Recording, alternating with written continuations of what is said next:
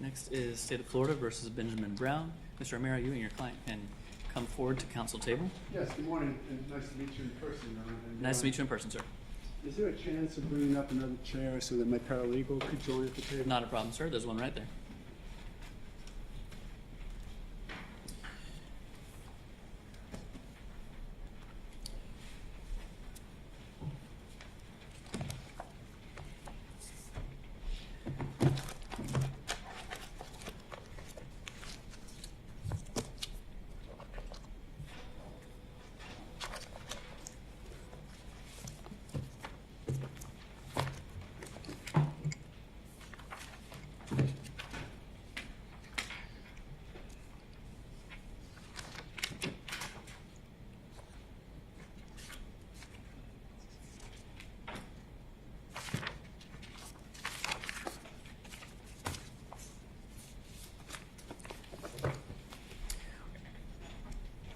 We're here today for the Daubert motion to preclude expert testimony of Deanna Oleske. Often in evidentiary hearings, one of the two sides requests to invoke the rule of witness sequestration. In this case, I imagine we're going to be having at least one, perhaps two proposed experts, and experts generally are an exception to that rule. They can observe each other's testimony. So does either side believe the rule of witness sequestration needs to be and can be invoked in this proceeding? Mr. Alden? I believe it potentially could be, but I'm not requesting it. Okay. Mr. Romero?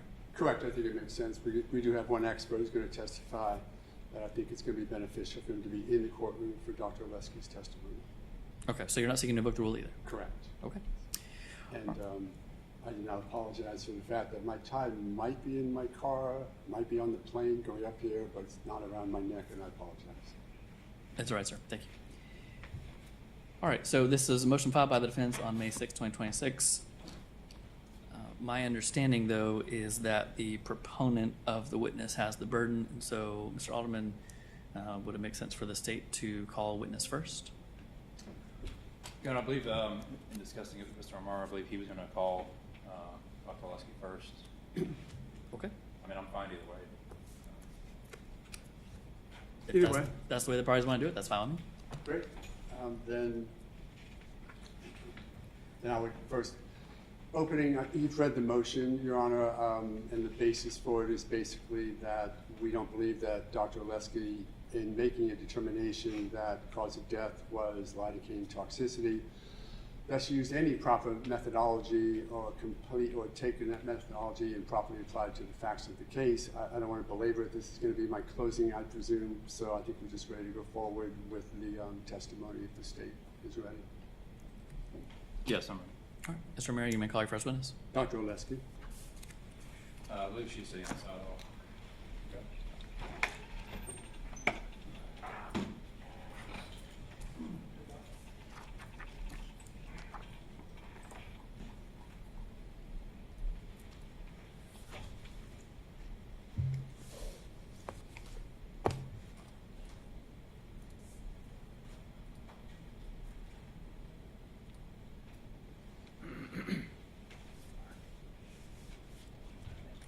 I might approach the clerk, Your Honor, okay. This mark by stipulation, we're going to bring it to evidence the post-mortem examination or autopsy because we're talking about that. Any objection? No, Your Honor. I thought it would be helpful for you to view that as Dr. Oleske is testifying. Yes, sir. And this is admitted as Defense Exhibit 1 without objection.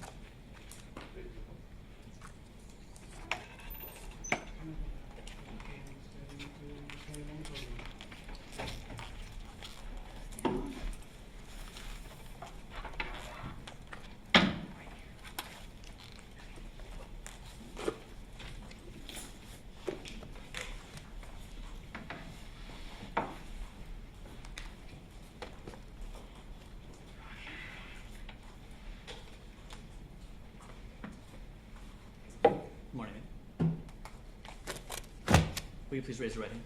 Do you swear to tell the truth, the whole truth, and nothing but the truth? I do. Thank you. Please take a seat.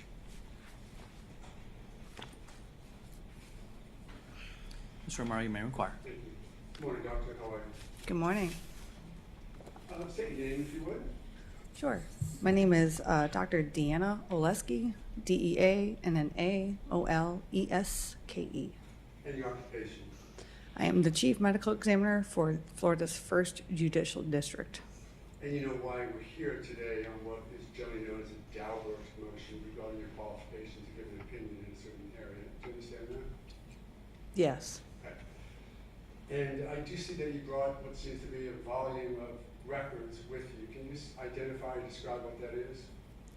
I have the case file for Ms. Hillary Brown, as well as the various literature that I had read associated with Hillary Brown. Okay. If you would, if you do need an opportunity to review any of those documents, please just let us know. Of course. At that point, we're going to have you identify those documents so that we know what it is you're looking at. Yes, sir. Great. Very briefly, tell me what your first interaction with this matter was. I performed the postmortem examination on December 1, 2023, and I'm looking at the autopsy report. Is that identified as a postmortem examination that we just now, just so you know, put into evidence already before you came to the courtroom? Great, yes, that's what I have in front of me, 6 pages. Great.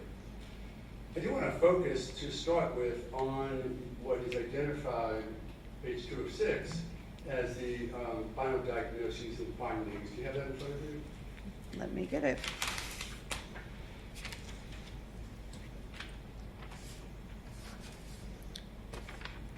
Yes, sir. Great. I note in subparagraph 1, complications following lidocaine toxicity. Is that identified in some hierarchy as far as causes or concerns? Are you asking why is that Roman numeral number 1? Yes. So when I do my final diagnoses and findings, I typically have it in a hierarchical manner. I agree that line 1 is usually the cause of death. Okay.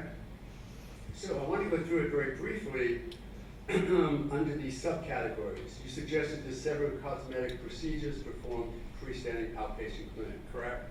Yes, And those surgeries were identified as 5 different subcategories, correct? correct. You don't believe that any of those individuals had any relation to the cause of death, other than the fact that lidocaine was used as a tool or a compound to assist in the surgeries, correct?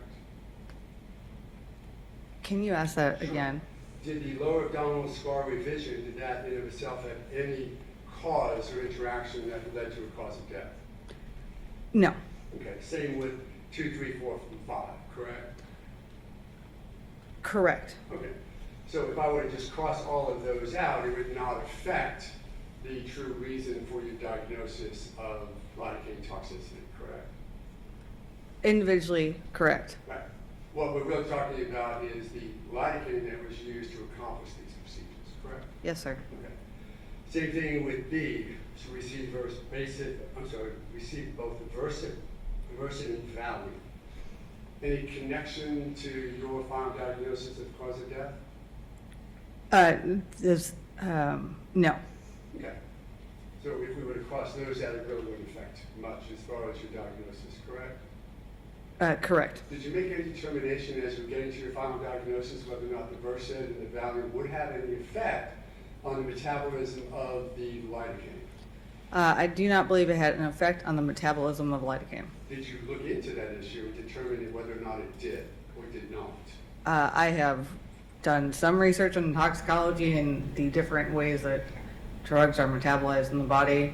And as far as I'm aware, there is no interaction between lidocaine, midazolam, and diazepam. So you did not look into the issue of whether or not the Versed and Valium would have any type of deleterious effect on the metabolism, or you did? I did. And what was the result of that research? The result of that was that there is no interaction between lidocaine and these 2 benzodiazepines, the midazolam and the diazepam. So is it now your testimony that those benzos don't have any effect on any delay, or for that matter, increase in general metabolism in the body? I don't believe so. And your research came from where? There is a book that is out of print called The Toxicological Disposition of Drugs in Man by Dr. Basselt. It was the 12th edition. Yes, we referenced that in your deposition, but did you review that specific to the Valium and the Versate to determine whether or not that would affect metabolism? There is no effect between the benzos and the lidocaine. It's protective. It helps if you have if you're going to have some seizures. And the fact that it raises the seizure threshold, but not in terms of direct metabolism. Okay, so Versate or any other benzos do not slow down metabolism at all, in your opinion? I don't believe so. Okay. Tumescent fluid with 1,000 milligrams of lidocaine for liposuction in the arms and for abdominal scarring. First of all, where'd you get this information from, just so we have the source of it? I believe that I got that particular piece of information from Dr. Brown's medical records, the operative note. Oh, and by that, we're talking about that was part of all of the medical records that you reviewed in coming up with this diagnosis, or wasn't that? Correct. I also reviewed what had come out of Dr. Brown's office. Okay. And those are his clinical notes that identify the amount of lidocaine and the dilution of it. So that was all in his clinical notes and medical records, correct? I believe so. And that's where you got the information of the 1,000 milligrams of lidocaine for the liposuction of the arms and abdominal scar, correct? Correct. Okay. Curiously, and then D, you say additional undiluted xylocaine injected into the arms prior to the end of the liposuction. Where did you get that information from, that it was, quote, undiluted, end quote? I received that information as part of law enforcement's investigation in their interview with witnesses. Did you get any of that from any medical record? I did not. Did you actually get, did you review the medical records to suggest that the opposite was true? That there was no undiluted lidocaine used to administer it? You did review the medical records in their entirety, correct? I did, yes. And you did include in that review his clinical notes, correct? Correct. And those clinical notes also stated that when he decided to use more of the tumescent solution of xylocaine and saline and epinephrine, that he did so by mixing up a different or new batch, correct?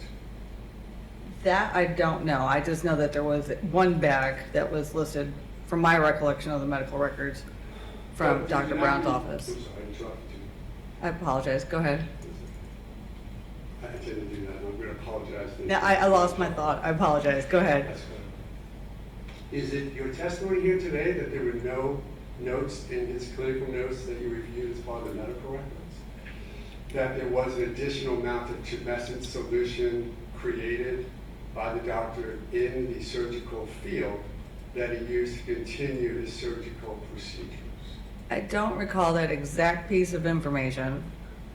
So the sub D, additional undiluted xylocaine, you mentioned that you sourced that not from the medical records, correct? Correct. But from law enforcement. Yes. What did you source that from? What specific in law enforcement gave you the insight that you now made as a cause of death determination based upon undiluted xylocaine? This was from the interviews of the witnesses that were at the clinic. I believe there was 3.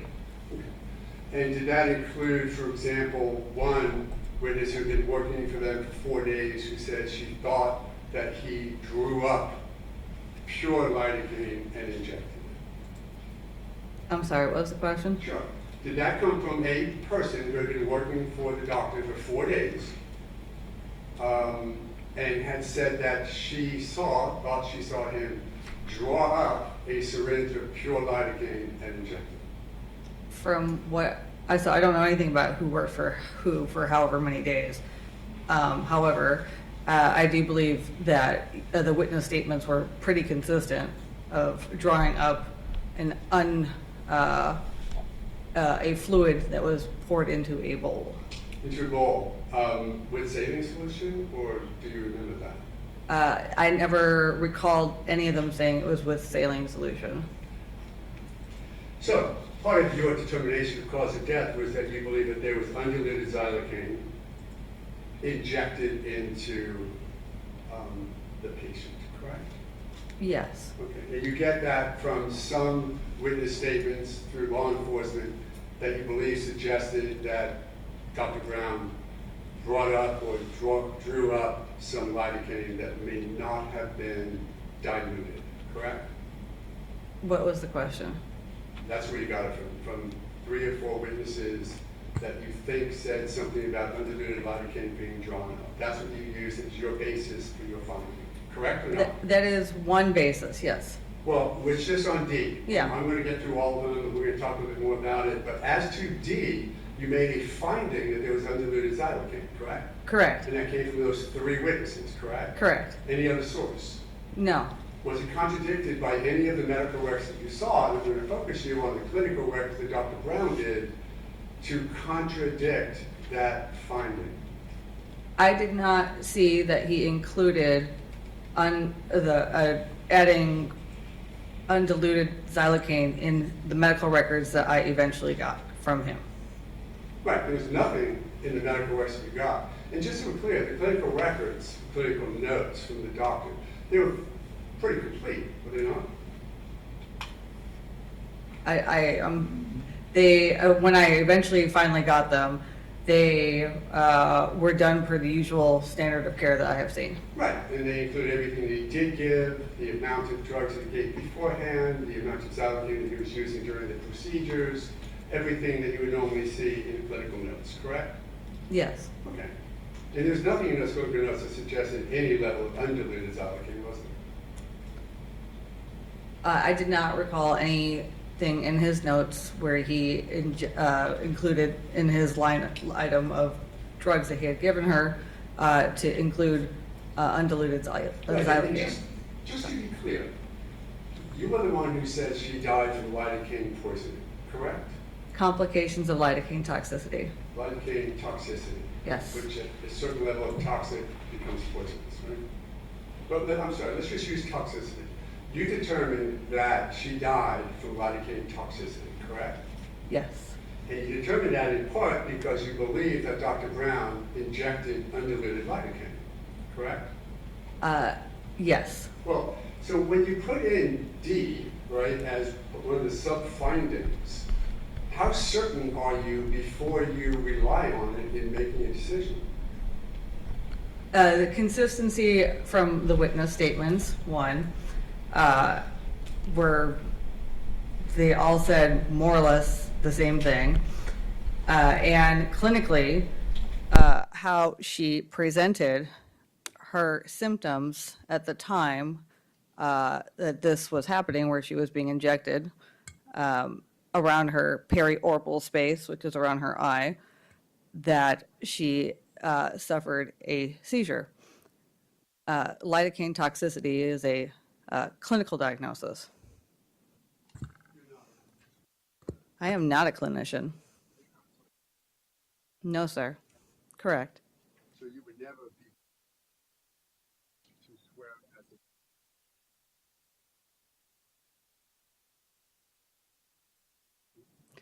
a I would not ever swear that I am an expert in as a toxicologist.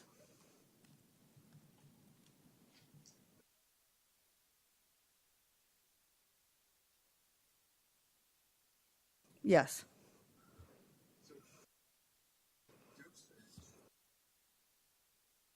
did you determine?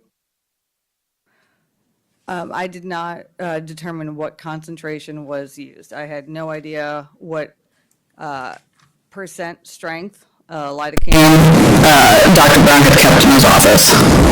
Why did you ever think that before determining that you were going to use the word undiluted in making the determination of cause of death? I was trying to differentiate something that you take directly from the vial, 1% or 2%, versus something of the tumescent solution that is made. Okay, and to be clear, let's just clear that up a little bit. The substance out of the vial, I think you said it might be 1%, it might be 2%, right? And have you looked into that being a standard concentration of lidocaine when it's delivered in those vials? I have looked into it, and yes, 1% or 2% are the commonest concentrations. Yeah, for today's purposes, let's just say it's 1 or 2%. Yeah, I agree. What have you looked into as to what would happen to a body if, well, let's start with this. So what did you look into to determine that when you use that 1%, let's say, of concentrated lidocaine, and you make it a tumescent solution, how much do you dilute it? I'm sorry, say that again. Sure. You have the 1% in the vial. Yes. You're about to use it as a tumescent solution. To be clear, what does tumescent mean? It is a solution that is used for liposuction. It's a saline-based solution. What does it do? It is a numbing agent. No, how does it physically, what do you do with it? Do you stick it in a vein or do you inject it into fat? Into fat. Okay, and you just use a very small needle and you sort of go all around the field of surgery to fatten up, or the word swell, I guess, is what it means actually. So you sort of swell up the surgical field, right? To make, yes. Right, fill it Yes. full of water so it is easier to get to and easier to cut and easier to stitch afterwards, right? Correct. And you use the lidocaine to numb it. Yes. What do you use the epinephrine for? The epinephrine is a vasoconstrictor, or a way to constrict local small blood vessels. It keeps the lidocaine where you want it, right? Yes. Okay, so the epinephrine cuts off the blood vessel so it doesn't get out, doesn't get to the veins or arteries and heart and brain and lungs. It stays where you mean it to be, correct? It does eventually come out to the blood, but the idea is that yes, it generally stays Of course. within the area that is injected. Okay. So we have tumescent down, we have direct injection down. You then made the determination that it was injected into the arms. Do you mean to say by that it was injected into a vessel, or it was similarly injected tumescently into the fat? I did not indicate that this was injected into a vessel. Okay, so this was from, I'm trying to clear up your words. Are your words now that it was an additional tumescent administration of lidocaine? Subcutaneous injection of lidocaine to the fat, yes. That's tumescent, right? It is short. You do this, I don't. My understanding is there's two ways to do it. One, into the fat, stays there because of the epinephrine, lidocaine numbs you out, and the water plumps you up, right? Correct. And another way to administer a drug, I guess, would be to stick it into a vein, correct? Correct. You do not suggest that any lidocaine was stuck into a vein in this determination, correct? In this region, no, I don't believe so. So when you say injected, would you mind if I just add the word tumescently to your determination so it's clear? Do I mind? Yes. Why? I feel that it is, it's genuinely confusing overall. But you do acknowledge here today in the road that it was injected, your term, but it was done tumescently, correct? I'm going to say it was injected subcutaneously. I don't want to play Mr. games. Umar, I have to admit, I want to make sure that I'm hearing exactly the right thing. And I'm afraid we're conflating tumescently versus tumescent solution, because tumescent solution was when you were talking about it was mixed with saline and epinephrine and lidocaine. Right. And so subcutaneous, just under the skin, is Right. what she's talking about. And I think either the presence or absence of the word solution, I think, is what's Okay. a little confusing here. So if her language is subcutaneous injection, then that's what we're going to go with. Your expert may have a different nomenclature to use. Right. But I just want to make sure I'm not, because there's allegations that sometimes it was diluted with saline and sometimes it was not. Okay. I want to make sure I'm clear on which one we're talking about. Okay, then I'm going to confuse it a bit more and then try and clear it up. Just so we're clear, the vial that comes to a doctor with 1% is 99% saline, correct? I believe so. Right, okay, so. buffer of some kind? We're still talking about a solution in the vial of 1% pure lidocaine and 99% saline, correct? Yes. Okay, and then it is further diluted before it's administered by a surgeon, whatever dilution that surgeon may think appropriate. Obviously, you're not a clinician, nor are you a surgeon, nor are you a toxicologist, so you wouldn't know that part of it, would you? No. Okay. So however that was done, I just want to be clear because we're about to get to a point in all of this interview conversation of how that would show up in its blood, in a blood test. So when you say subcutaneously, you are acknowledging subcutaneously goes into fat, correct? Yes. Okay, so, well, I may use the term tumescent, meaning it's subcutaneous that goes into fat to plump it up, to numb it out, and to keep it there. You say subcutaneous, but you're certainly not suggesting it went into a vessel, are you? In the arms, no. Okay.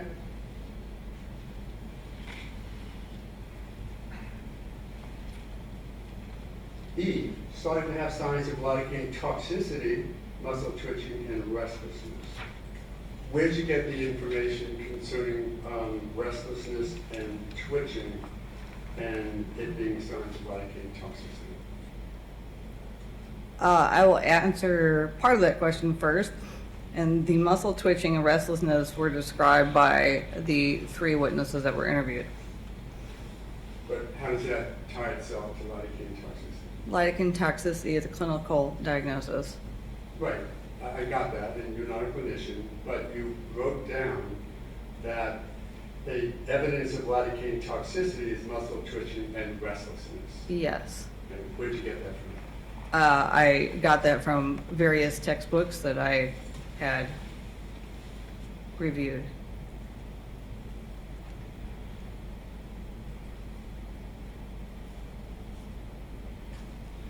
Then in F, you say received, I'm going to add the term additional, or received lidocaine, undiluted subcutaneous lidocaine in the face, unknown amount or concentration.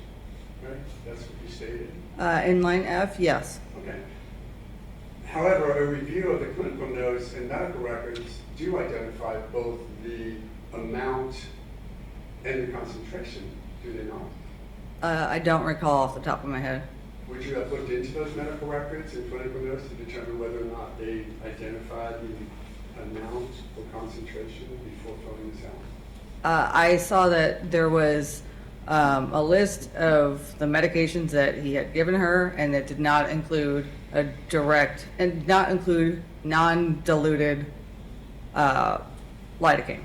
It actually included enough lidocaine and saline solution to support not only the initial amount, the first bag, but also the additional amount that he diluted to continue the procedures.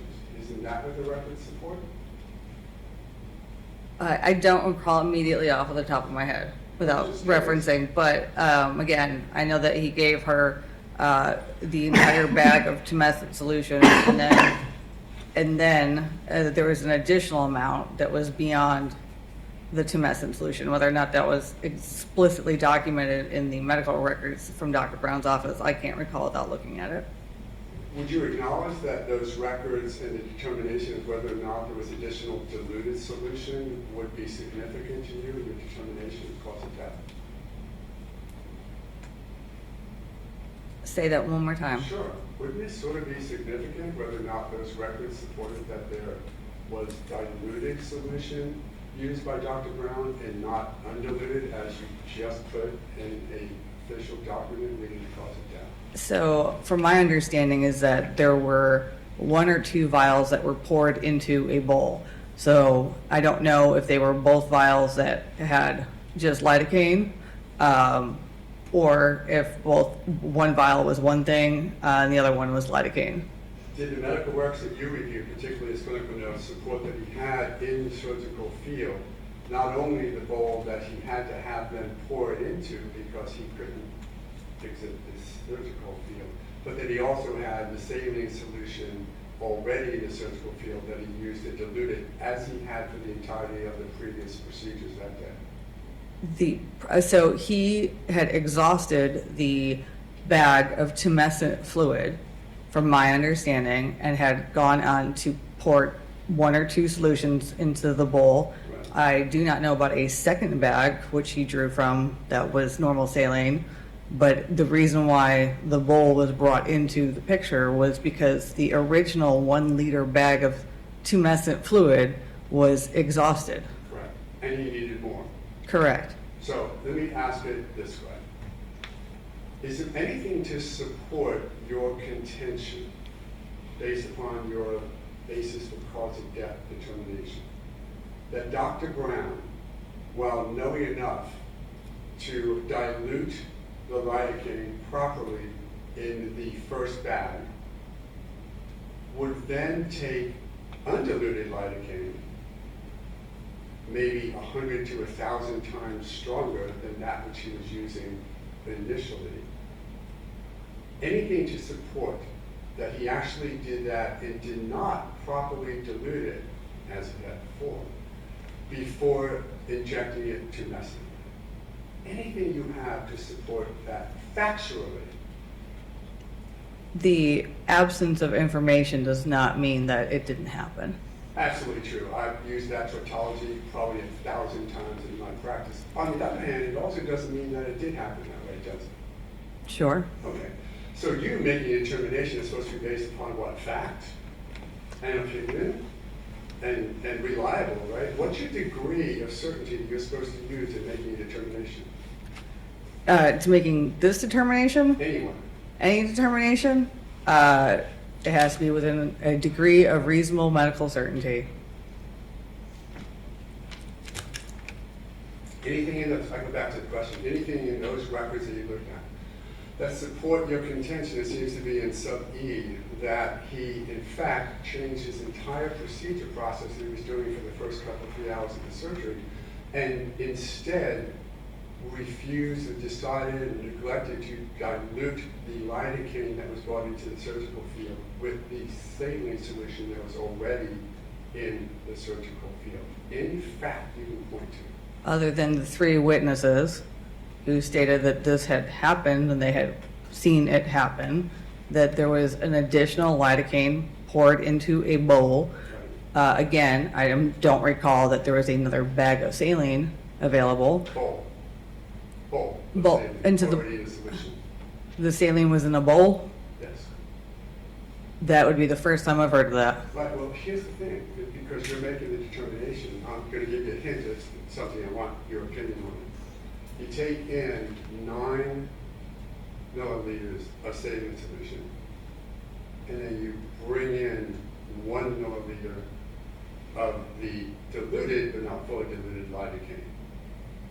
If that happened, would that procedure mimic the procedure of what was in the tumescent bag?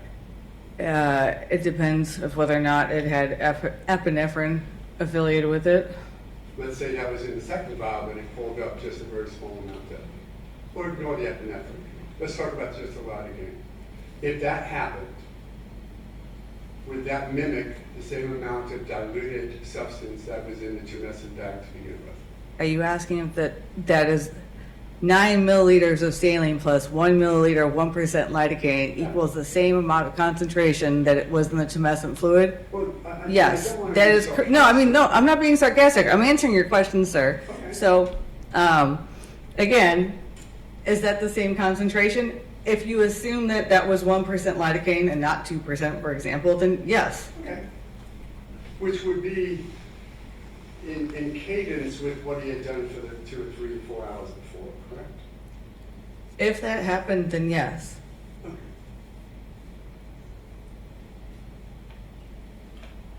And I guess the evidence that you're going to determine maybe it didn't happen on was 3 witnesses said, we gave him lidocaine because he asked for it.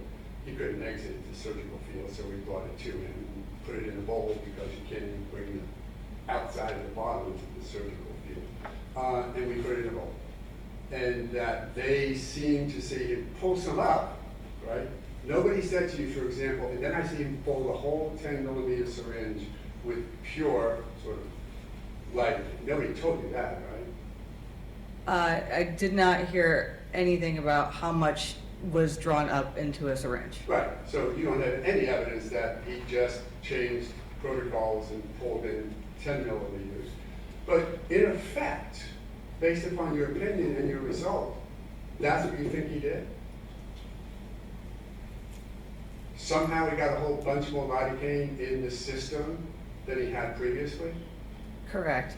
Okay, so that's what you base your premise, your opinion on the fact that he must have brought in, I'm saying pure, but pure will now define as 1%, if we know the other 99% is in. That he brought up pure, failed to dilute lidocaine, correct? The question is? And that's what he injected, and that's what caused the lidocaine toxicity that led to the cause. I believe that while he was injecting the solution that he drew up from the bowl, again, I don't know if it was 1% or 2% lidocaine, that while this was being injected into her face or her periorbital region, that she said that she saw orange and then suffered a seizure. Again, these are a constellation of findings that support the clinical diagnosis of lidocaine toxicity. These are the manifestations of lidocaine toxicity. You saw in the clinical notes that the concern over seeing a color orange was addressed and resolved by simply pushing up on the lidocaine-filled eyelid, correct? That she was actually seeing through a swollen eyelid, and that when that was resolved, there was no further vision disturbance, correct? You saw that in the records? About the eyelid being swollen? Well, No, I don't recall that. Nothing in his clinical notes about that? As for the explanation as to why she saw orange, I remember that explanation being brought up, but I cannot recall whether or not that was documented in his clinical Well, record. I don't want to get too far afield because we're really hearing whether or not we did the diagnosis correctly, but since you're a doctor, if you fill up an eyelid and look through it, what color do you see? It depends Okay. on how bright the light is. Correct. And if you have a clinical light in your face because someone's working on your face and you happen to be a plastic surgeon, bright lights, what would you see? It depends on who you are. I know what I see. All right. Sub-H, following seizure, she was unresponsive, not breathing, and in cardiopulmonary arrest. Significance of that, sub-H? Just to go back to line D, I'm sorry. the self-reported vision changes also include a blurry vision in addition to seeing the color orange. And do you determine that that's an evidence of lidocaine toxicity? Visual changes can be yes, Where do you get that from the textbooks. from? And when you see the textbooks, can you just identify a couple of them because we do have obviously someone here who's going to talk about that as well. May I refer? Sure.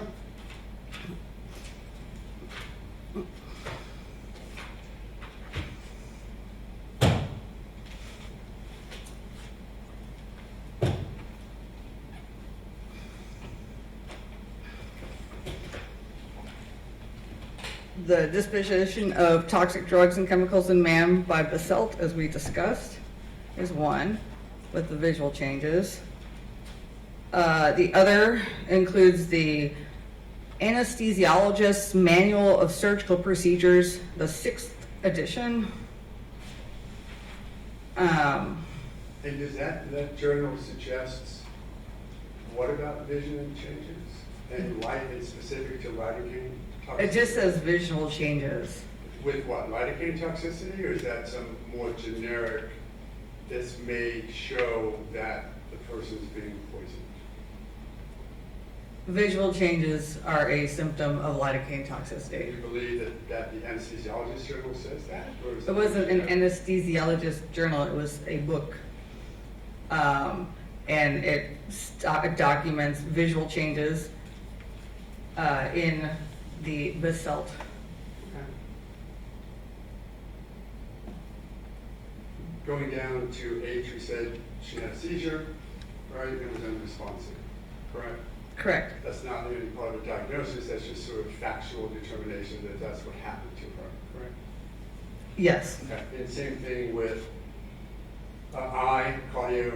cardiopulmonary resuscitation, that was obviously what happened, but both by Dr. Brown, correct? You knew that from the clinical notes that he did CPR until EMTs got there, correct? Yes. Okay. So that you're referencing his attempts at resuscitating, correct? His and EMS and You get the to ER that? physician, yes. First we get to, him, then firefighters, then EMTs, correct? Him, firefighters, EMTs, the ER staff. She was transported, didn't you say J, diagnosed with lidocaine toxicity? What's that? That came from the medical records. That's your diagnosis. Is that? So diagnosed with lidocaine toxicity came from the medical records from the emergency room of the initial encounter. Well, to be clear, the medical records support that Dr. Brown identified what drugs she had been administered, right? Like the Versed and Valium. And also said that he was using lidocaine, correct? He told that to the emergency room people, right? That was in the medical records. He told the emergency room persons, including Dr. Myers, that that he believed that it was lidocaine toxicity, and then upon transfer to Sacred Heart Hospital, the medical records then read the additional information of the Valium and midazolam being administered. So at the time of the ER admission, I don't have anything in there that, I can't recall whether or not the benzodiazepines were included or not included. I do know that that's when lidocaine toxicity was brought up. Right, Dr. Brown said, I gave her lidocaine to check for toxicity, right? He was the one who said that to the ER docs because he told them everything that he'd given them to try and help and give an explanation. Did you get that? Sorry, I apologize. That's okay, because I know you're a medical examiner, you might need to get it. It is a reminder to be here. All right, sorry, I apologize, sir. Can you That's okay. please tell me again your question? Sure. It was Dr. Brown who advised the ER people, both sets, where they initially brought her and they said, all of the drugs that had been given to her, administered during the procedure, and that he was using lidocaine, so they should look into those issues, including potentially lidocaine toxicity. Correct? I know that I can't confirm that it was both sets. I do know that upon her arrival to the freestanding clinic, that lidocaine toxicity was brought up as a possibility for an explanation as to why she was unresponsive by Dr. Brown to Dr. Benjamin Myers. Right. Do you think that was an appropriate comment to make by Dr. Brown as the surgeon, the clinician addressing the patient so that they know the full panoply of what may be on the table, or no? A penalty? He's making a diagnosis. Panoply, complete, Oh. sorry, my turn. Say it again. The complete summary, the entire plate of information should be given to the now treating physicians, the ER docs. Do I think that was appropriate? Yes. He was the physician that was there. He made the diagnosis correctly. And yes, it's an appropriate handoff to another physician. So how much of your determination of lidocaine toxicity you relying on Dr. Brown saying you should check for that? How much? Yeah. Would you like a percentage? Sure. Well, I don't think that he was wrong. I think he was entirely correct with that What's the diagnosis. I can't, the totality of it and like, it's so intertwined. Can't give you a percentage right now. More than 1%. More than what? More than 1%. Okay.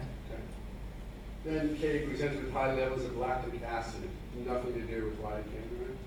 That's just the body not metabolizing well, right? The high levels of lactic acid indicate that there is a prolonged period of downtime.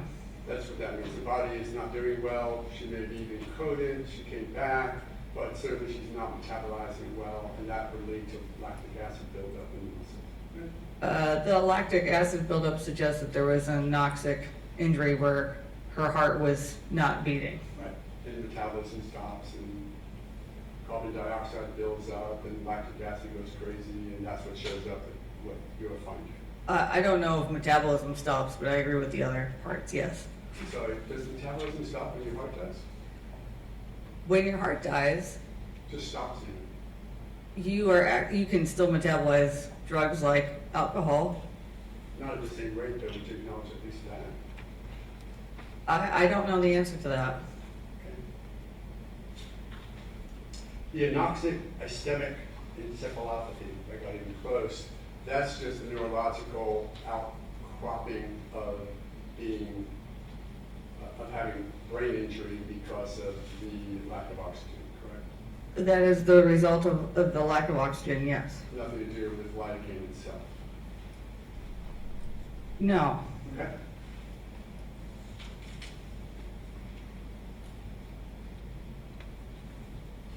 So you know from the medical records that there was a blood level of lidocaine taken of the patient, correct? A hospital lidocaine level was drawn, yes. And where did it come from? Where'd what come from? Blood, eye fluid, vitreous fluid? I hope it wasn't eye fluid in a live person, but I believe it came from the blood. I don't know if it was a peripheral blood or a central arterial stick. Okay. And what was the level? I don't recall. I don't have that in front of me right now. If I said it was 3.4, would you contest that? If I believe you that you would not tell me something that was erroneous. Would I also tell you that it was well under any toxic level suggestion by any of the literature that you've reviewed or any literature that exists out there concerning lidocaine and its use, that 3.4 is well under toxic dosage? It depends on what time it is and when that sample was drawn. And why was that? Because of metabolism of lidocaine. Okay, so let's go back to that. When it's in a tumescent field, when is the highest level of lidocaine showing up in the blood? In a tumescent field? Yes.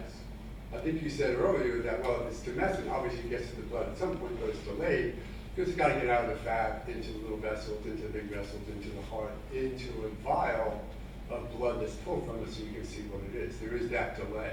Are you asking me what's the half-life? No, not yet. Okay. But look, let's ask about when is the high, from your research, having made a determination, lidocaine toxicity, from your research, when is the highest dosage of lidocaine existing in a body after tumescent introduction of lidocaine? The peak levels of lidocaine following a liposuction tumescent, using tumescent fluid or solution, is, I believe, between 6 and 20 hours for the half-life. Okay. So 6 to 20 hours later, you would expect it to be its highest.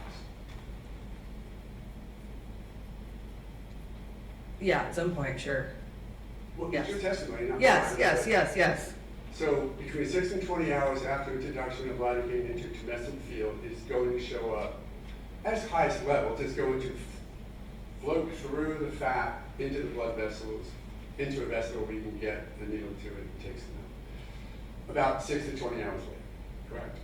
The highest point using a tumescent solution in liposuction is Yes. Okay. It is a delayed amount of time before it peaks in the body. It's going to sound like a silly question, but before it peaks, it is lower, correct?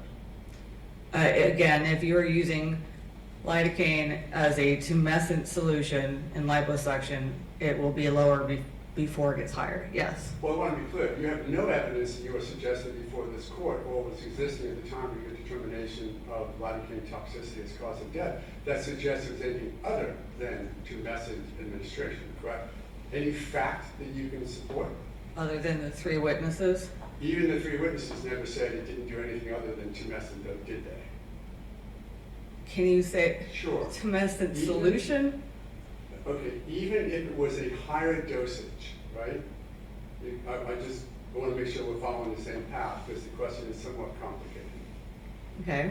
You're suggesting that you relied on 3 witnesses who said, and I'm paraphrasing, maybe he didn't dilute the solution, right? That's what you're basing your determination on, right? That he put into her more lidocaine than he should have because he didn't dilute. Your words, right? Undiluted. Undiluted 1 to 2% lidocaine, Right. yes. But even that, there is nothing in the evidence that you're relying on, the 3 witnesses, the one who's working there 4 days, whatever, nothing in that evidence suggests anything other than he was still doing it tumescently, that he was still doing it into the fatty areas to plump it up, to numb it up, and to use the epinephrine, if he was using it, to keep it there. You don't have any evidence to support it did anything other than tumescent application for administration, correct? I do not have any evidence to support that liposuction or a liposuction procedure was performed surrounding the fat in her eyes.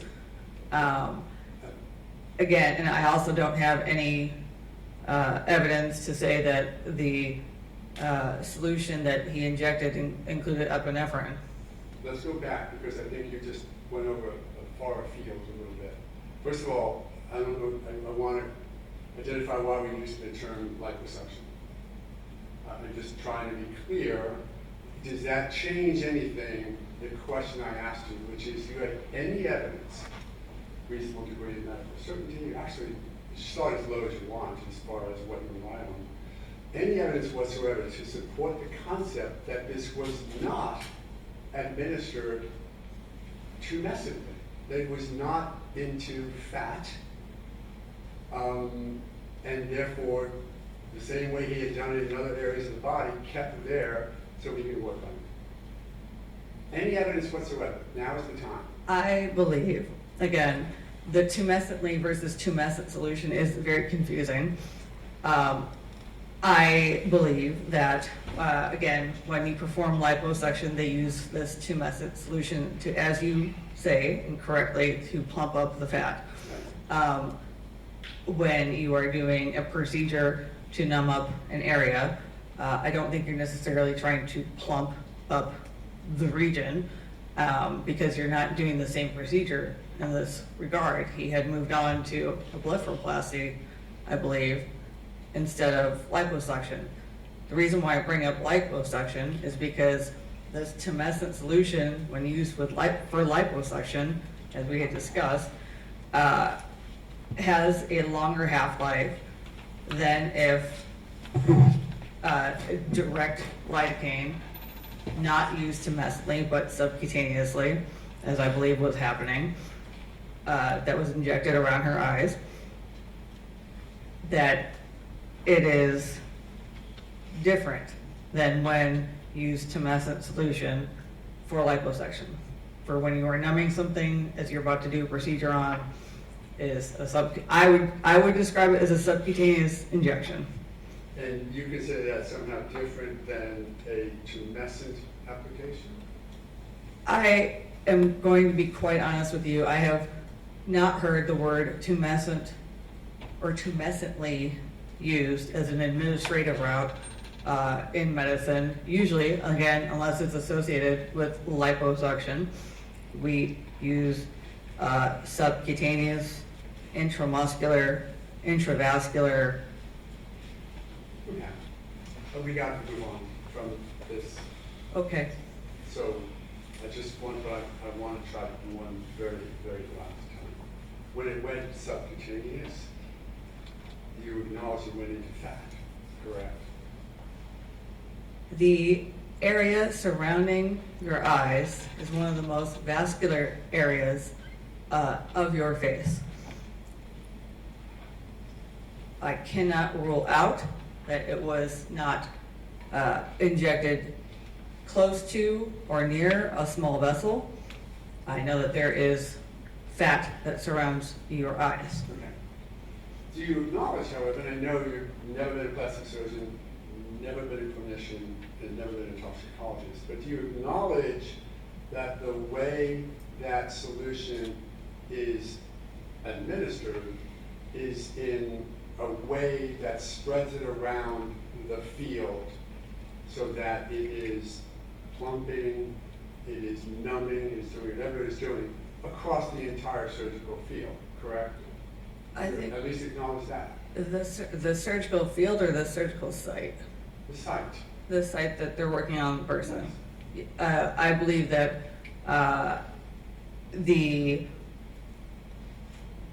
when you inject subcutaneously lidocaine, that yes, even that it will cause numbing even immediately around the area, because it does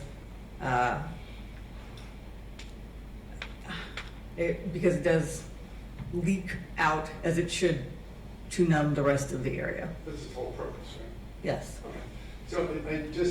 So when you say there's a lot of vessels there, I'm hearing maybe he hit one, and therefore some got into a small vessel. I'm just making sure that we're clear that it wasn't some injection into a vessel, ta-da, he hit a vessel and now it's flowing through the system.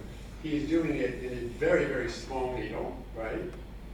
Right? I believe so. Okay, and he's doing it all over the field, the eye, or which one he's working on, to numb out and plump up the entire field, right? So even if he hit some little baby blood vessel somewhere, he's still moving the needle all over the place. You acknowledge that is the application process, or do you not? I believe so, yes. Okay, right. So even if he did put a little into a vessel, there was a little, and then he moved on to non-vessels as he's doing this procedure, correct? As he's doing the procedure, it depends, Well, he's getting again, it depends on whether or not the person is numb from that one site or not. Okay, so back to the 3.4. If it is at its highest 6 to 12 to 20 hours later, when was the test taken compared to the event? When it was, sorry, say that again? The event happened at one time. How many hours, minutes later was the blood test taken? I don't actually know when that was drawn. What do I you know have- when it was resulted into the medical record.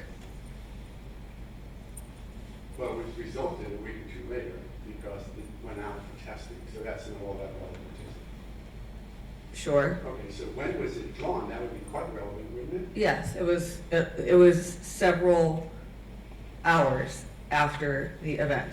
If I told you it was about 3.5 hours after the event, and about 7:40 that night, when the event happened around 3, would you contest that or would you acknowledge it? I thought it was longer. I thought it was 4 or 5 hours. Let's say it was 4 hours. It wasn't, but let's just say it was 4 hours, right? 4 hours after was a 3.4. Just give me your best guess as to what it was at that time of the event. If we know it gets its highest 6 to 20 hours later. It was high enough to cause seizures and clinical symptoms of lidocaine toxicity. I know that's your determination, but that wasn't my question, was it? That was my question was, answer. based upon your experience as a medical doctor and having seen this for a while, and having It done this kind is of work. Hold on, it is hold on. irresponsible Hold to on. go back All and right. calculate. Hold on, man. Sorry. Mr. Amara, be careful in how you ask the I questions. will. You are raising the temperature of this conversation, and be careful not to. And I go do along with that. apologize. I apologize. So, Thank that you. wasn't my question, was it? We didn't need that. Okay. All right, case you acknowledge that lidocaine in the blood is at its highest, from your testimony, 6 to 20 hours after administration, correct? In cases where it is used as a tumescent solution for liposuction, it is the half-life of lidocaine injected subcutaneously is actually much shorter at, I believe, 45 minutes to an hour and a half, which is different, again, than the tumescent solution used for liposuction. The half-lives are different despite it being the same molecule or chemical based on the delivery. What is the half-life of lidocaine at high dosage? At high dosage? Yeah. What does that mean? At higher, how are half-lives determined? Half-lives are determined on how long it takes for a body to metabolize half the substance. And what studies are used to accomplish that? What studies have I used? No, not you, just in your training and experience. How does the medical profession determine half-lives of chemicals? I almost want to say this, but through, I'm sure, some unethical means way back when, of where they would inject people and study how long it took for them to metabolize half of what was Right. in the body Okay, but from since time the- zero. Yeah, since the Middle Ages, how do we do it today? I'm going to premise something by saying we do it by low dosage in healthy people, and we keep monitoring their blood until it cuts down in half and in half and in half until it is undetectable. Do you understand that to be the way the medical profession does it nowadays? Yes. Okay, and that's a healthy person and with low dosage, correct? I don't know about low dosage, to be quite honest. Well, have you done, since you just testified, do you believe that the lidocaine half-life is about 45 minutes to an hour and a half? And I asked you, what about at high doses? Did you do any research into whether or not lidocaine half-life increases, maybe decreases, it increases at a higher dosage? Have you done any research? I've done research, however, I don't know if that answer is published in the literature about the increased amount causing a decrease of metabolism. I only know of 2 different routes describing 2 different times for half-lives. The liposuction using the tumescent solution being a much longer half-life because it takes time to get out to the rest of the body, and the subcutaneous administration of lidocaine being much shorter at 45 minutes to an hour and a half. And so were you about to say that you've done some literature research and it suggests that at high doses, lidocaine dissipation, a half-life takes longer? No, Oh, I'm sorry. no, I apologize, but I don't know of any research that has done concentrations of subcutaneous lidocaine at different doses and what the result of that half-life was. And have you done any research in order to make the determination of cause of death as to whether or not lidocaine half-lifing or dissipation is delayed, or for that matter increased, on a ill-based person or a person who has decreased metabolism? Ask me that question one more time, Sure. please. So we talked about whether or not high doses might delay half-lifing. Yeah, I don't know. I don't know if that's a fact or not, to be quite Correct. honest. So now I moved on to how about would lidocaine, for that many, I guess, any chemical, would lidocaine have a delayed half-life in a body that is compromised or that is not metabolizing that? I don't know. Would you have any insight on whether or not a body that is not metabolizing well, let's say a body that went through a cardiac trauma, she's talked heartbeat for a while and it got back, that she was breathing very shallow, those type of things, giving you any insight as to whether or not that would slow down the metabolism of a drug like lidocaine in a person like this one? It is my understanding through the traditional medical literature that when they discuss metabolism, it's regarding they are either in kidney failure or liver failure, or they have liver cirrhosis or disease of the liver or kidney disease. I do not recall ever seeing in the medical literature anything about a cardiopulmonary arrest leading to a decreased or increased or any impact on metabolism of any drug. So certainly chronic metabolism negative effects would. You acknowledge that? Chronic effects of negative metabolism would. Well, you said kidney failure or liver concerns, that would slow down the metabolism?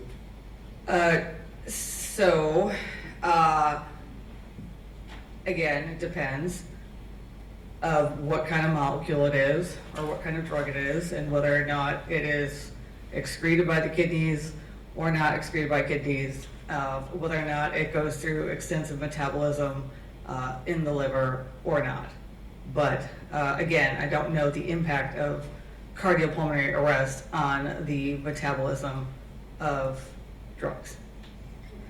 Do you have any educated guess as a medical doctor as to whether or not the blood stops for a while, that the metabolism of the body would slow down or would it speed up? I have no idea. Okay.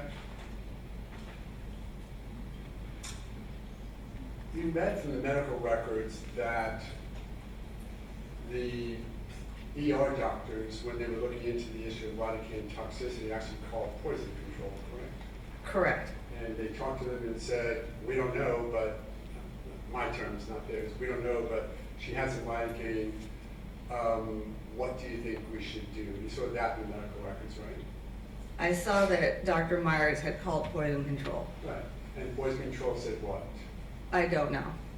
You didn't read that part of the record? I read that part of the record, but I don't know what If I would have said to you, I don't know what their answer to Dr. Myers was specifically.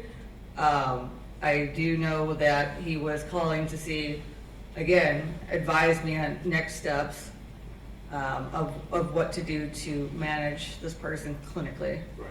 And if I were to submit to you that poison control said, well, wait, she has normal arrhythmia, get that right? She has a normal heart rhythm, so she can't be in toxic fault. So don't do the treatment that we would otherwise do for lidocaine toxicity, which is, I'm not going to get this right, like a liquid flush. If I were to submit that that's what they say, can you respond to that? I don't know what was said from poison control of how to manage her clinically. If they said, and I'm just reviewing the medical records that I'm going to ask you to in a minute here, if they said to the doctor who called poison control and said it might be lidocaine toxicity, and their response was, in fact, it can't be lidocaine toxicity if she has a normal heart rate, so you don't need to do the lipid flush, to get that term right, because if she had lidocaine toxicity, she would be in, I'm not going to get this term right, but harsh arrhythmia. She would not have a steady heart rate. The reason for why they did not administer the lipid emulsion, is that the question? Yes. Okay. I believe it was because she was clinically stable, as in they had resuscitated her, and she was, you are correct, not in cardiac dysrhythmia at the time, that he had called poison control. Right. But Correct. can you acknowledge that poison control, if they didn't have them do the lipid emulsion, and to be clear, the lipid emulsion is the standard of care for lidocaine toxicity, correct? Yes. And evidence of lidocaine toxicity, which would support the lipid emulsion, is dysrhythmia. And, Correct. and seizures, yes. Okay. And since none of that existed, Poison Control said the lipid emulsion is not necessary, it's not indicated because she is not in dysrhythmia, correct? My understanding was that she was stable, and it was not clinically indicated at that time to administer the lipid emulsion. But to be clear, if there was any indication that she was actively in lidocaine toxicity, suffering from it, the lipid emulsion is not, describe what lipid emulsion is and how it affects the person. I believe it tries to bind or compete with the molecule of drug in some sort of way to help, as you said, scrub the blood. Right, it pulls out the lidocaine if it's sitting there being toxic. Right. Okay. I mean, no, you're the expert. I mean, that's what, it binds to a lidocaine, drags it out, it gets that out of the system, so it's no longer poisonous or toxic within the system, correct? Yes. As you're understanding from the medical records, that Poison Control said no need to do that here. Because she was clinically stable. Not evidencing any of the signs of lidocaine toxicity to Poison Control based upon whatever it was that the good doctor told them about it when he called in to say, what should we do? It might be lidocaine toxicity. Again, I believe that Dr. Brown's clinical diagnosis of lidocaine toxicity was correct. I believe that there had been some period of time that had passed from her initial symptoms to when she presented to this freestanding ER, or a delay, and that when Poison Control was called, as in she had become clinically stable in the ER, stable enough to transport her for a higher level of care, that it was not clinically indicated at that time to use the lipid emulsion.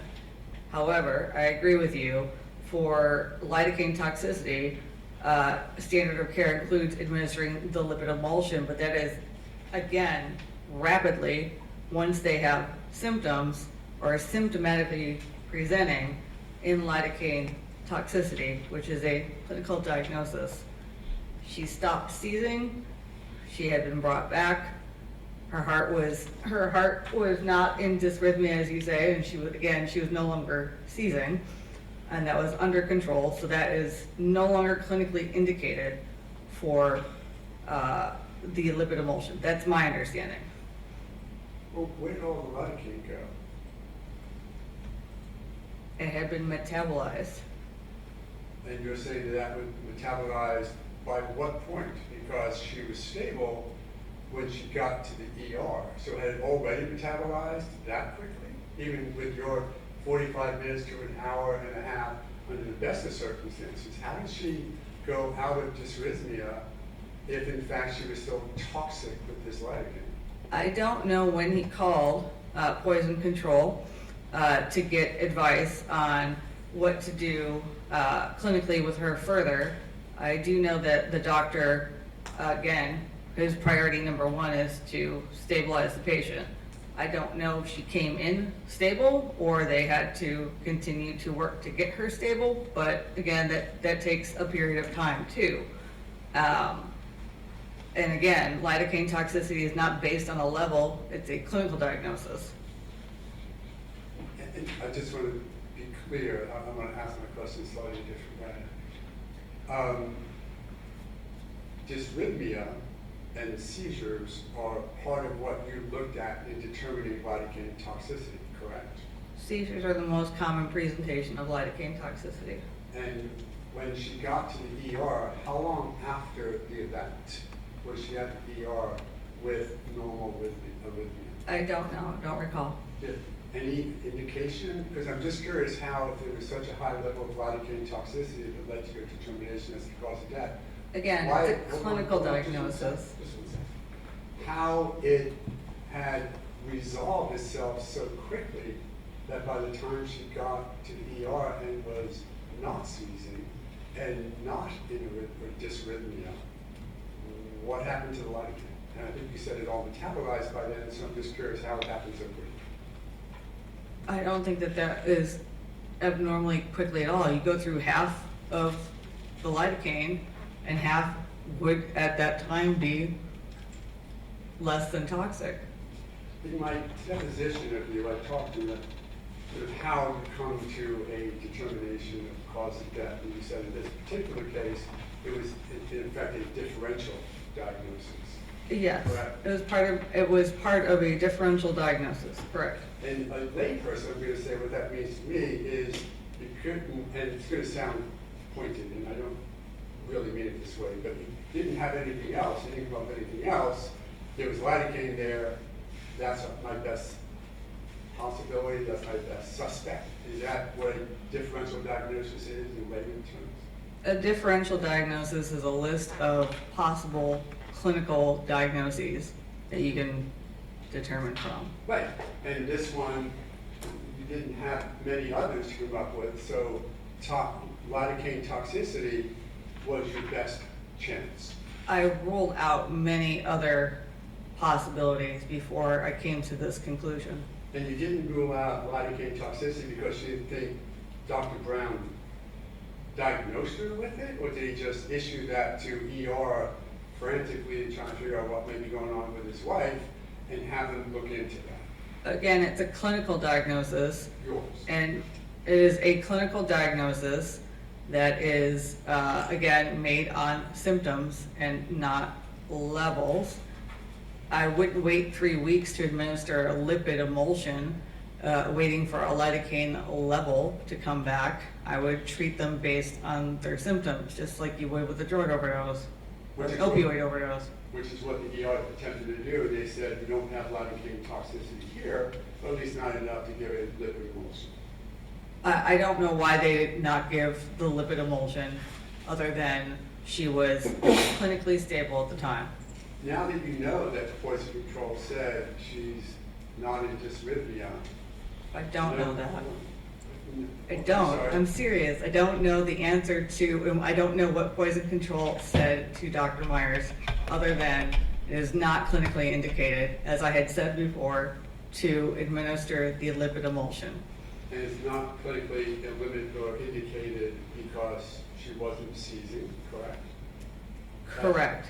Yes, Had she been seizing, they may have said, go ahead and give her the emulsion, right? correct, And she's not in dysrhythmia, correct. so she must not have been in seizing or dysrhythmia by the time they called poison control, which is basically as soon as they got to the ER. Do you contest that? I don't know when they call poison control.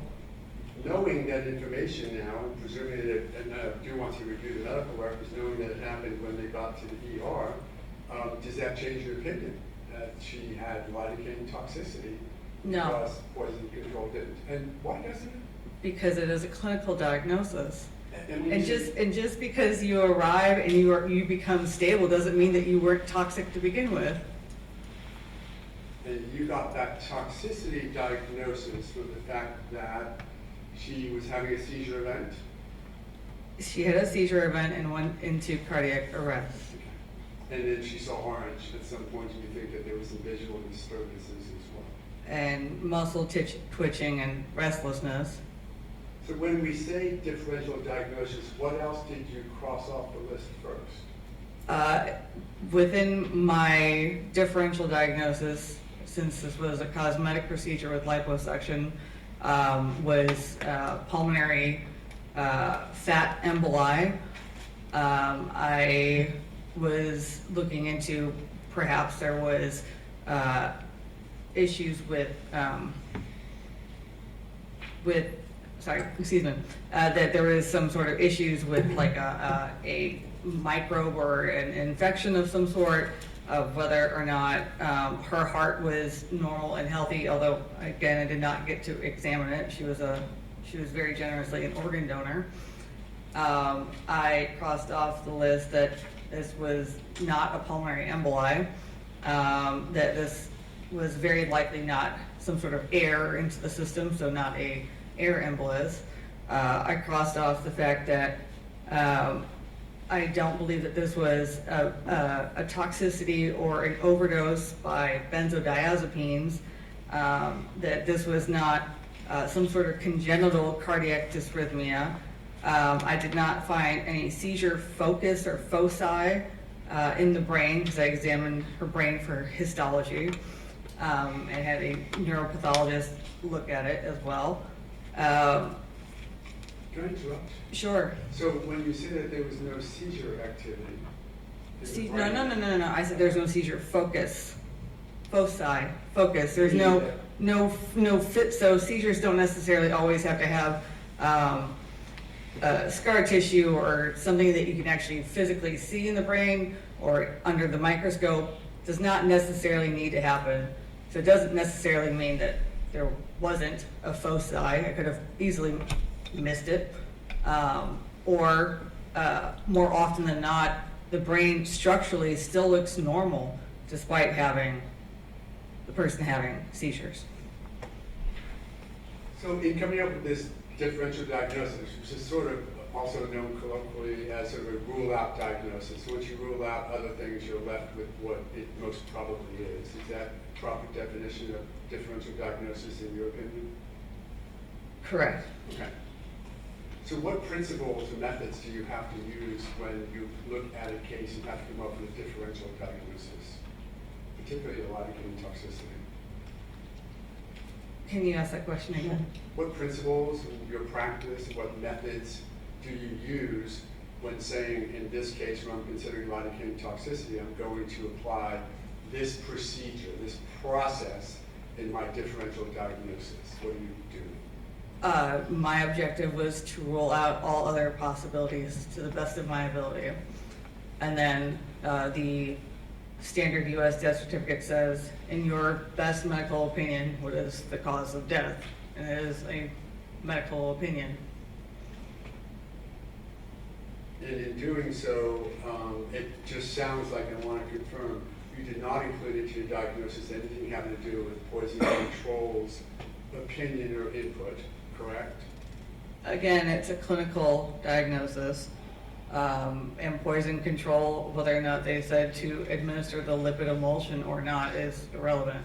Do you include in your, when you say clinical diagnosis, maybe we should try and define that just a bit. When you say clinical diagnosis, you're talking, I presume, about clinical factors that you're considering, the seizure, the cardiac involvement. Is that correct? Clinical diagnoses are something that is made on a constellation of symptoms rather than a measurable level of something. Okay, because you acknowledge that the measurable level of blood, of lidocaine in the blood in this case, would that to be considered, would contraindicate a clinical finding of lidocaine toxicity. Do you acknowledge that? Lidocaine toxicity is not based on the level of lidocaine. It is based on their clinical symptoms and presentation.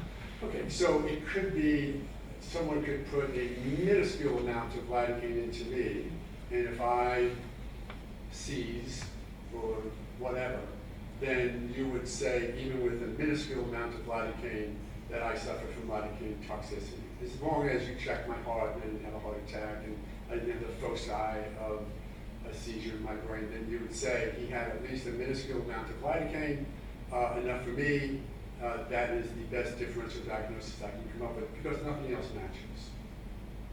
I don't know about the minuscule part. I would go with what is more likely than not to happen. If you right now fell down and had a seizure, I would not call it lidocaine toxicity. I would probably look for something else, like perhaps you had a stroke. Okay. Well, what about if I had a therapeutic level of lidocaine in me, which we now know under at least one interpretation of the facts that this patient had, right? That 3-4 you acknowledge is well within the therapeutic level of lidocaine levels. Correct? You acknowledge that, right? It's 3.4, I think, what was it, nanograms per milliliter or milligrams per milliliter. Yeah, no, that is technically not a toxic level, but again, it is also time dependent. This is time, right? Time dependent.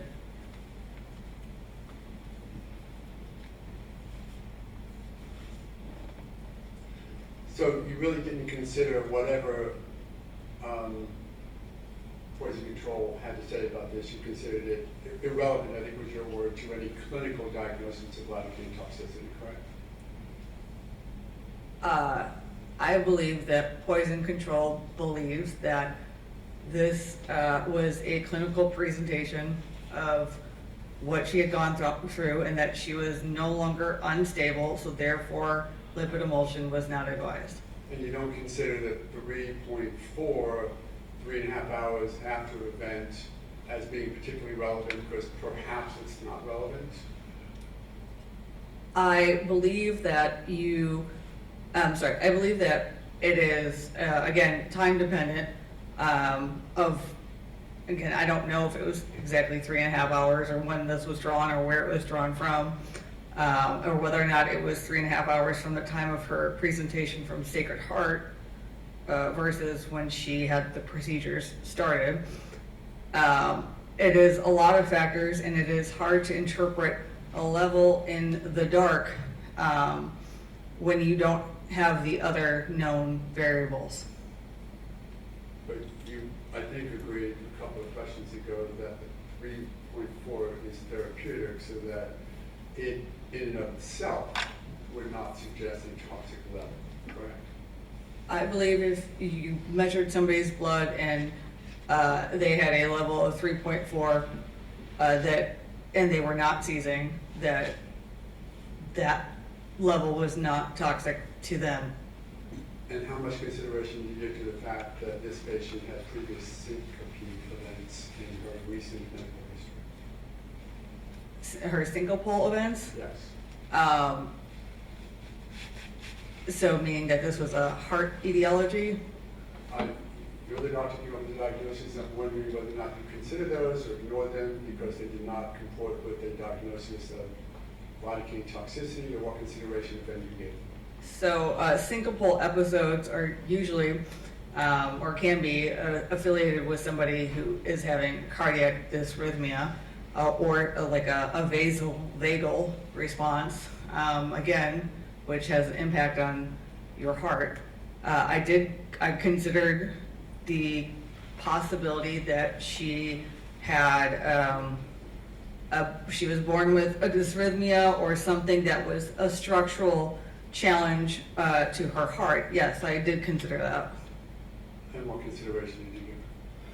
I considered that was a possibility. However, since again she was so generous to be an organ donor, I followed up and asked the organ donation persons of whether or not the people who received Hillary's organs, of whether or not they were still alive.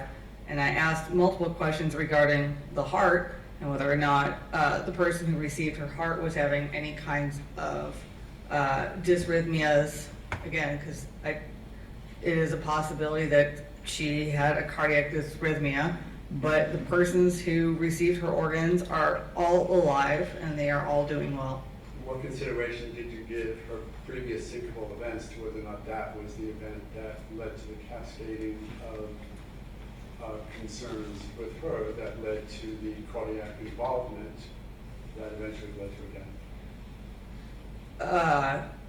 What consideration I give her syncopal episodes?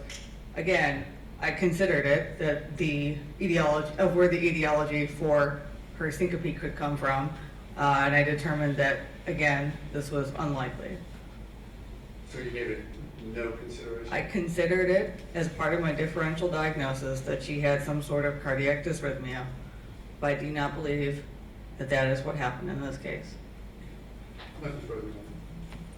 Mr. Alderman, you may cross again.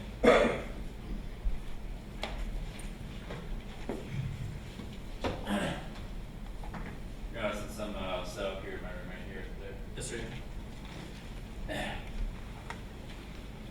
Dr. Oleske, look, you kind of skipped over it. I'm sure the court is familiar with it. You need a break? Can we take a 5-minute break? Is that okay? Yes, sir. Okay, great, thank you. All right, we'll take,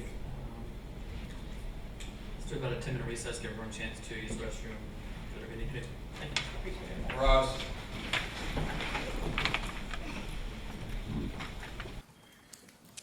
Mr. Alderman, you may cross examine. Thank you.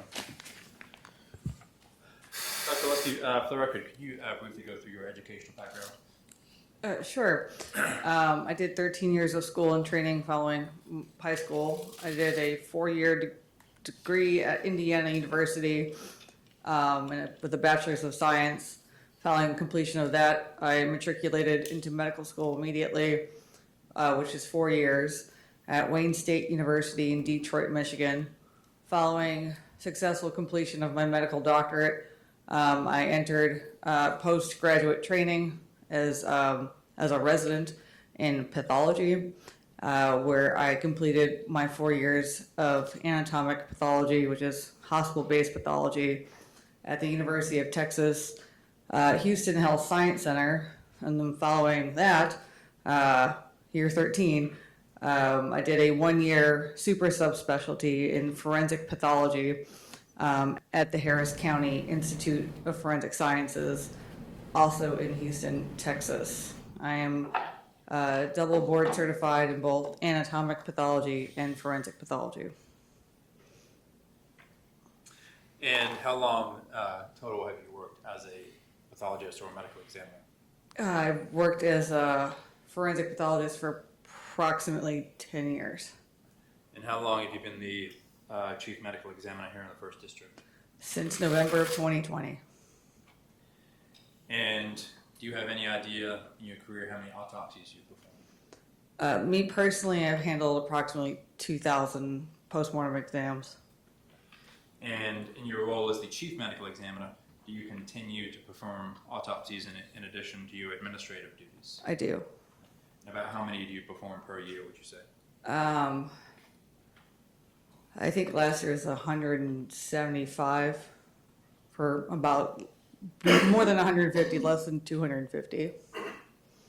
And obviously in those 2,000 autopsies, part of your duties is to establish a cause of death if you can. Is that correct? It is our duty by statute to determine cause and manner of death for cases that fall under our jurisdiction. And how many times have you testified in court as a forensic pathologist? I've testified in court at least 50 times, if not more. And has anybody ever attempted to qualify you as an expert and the judge did not allow you to testify as an expert? I've never had a scenario where that happened.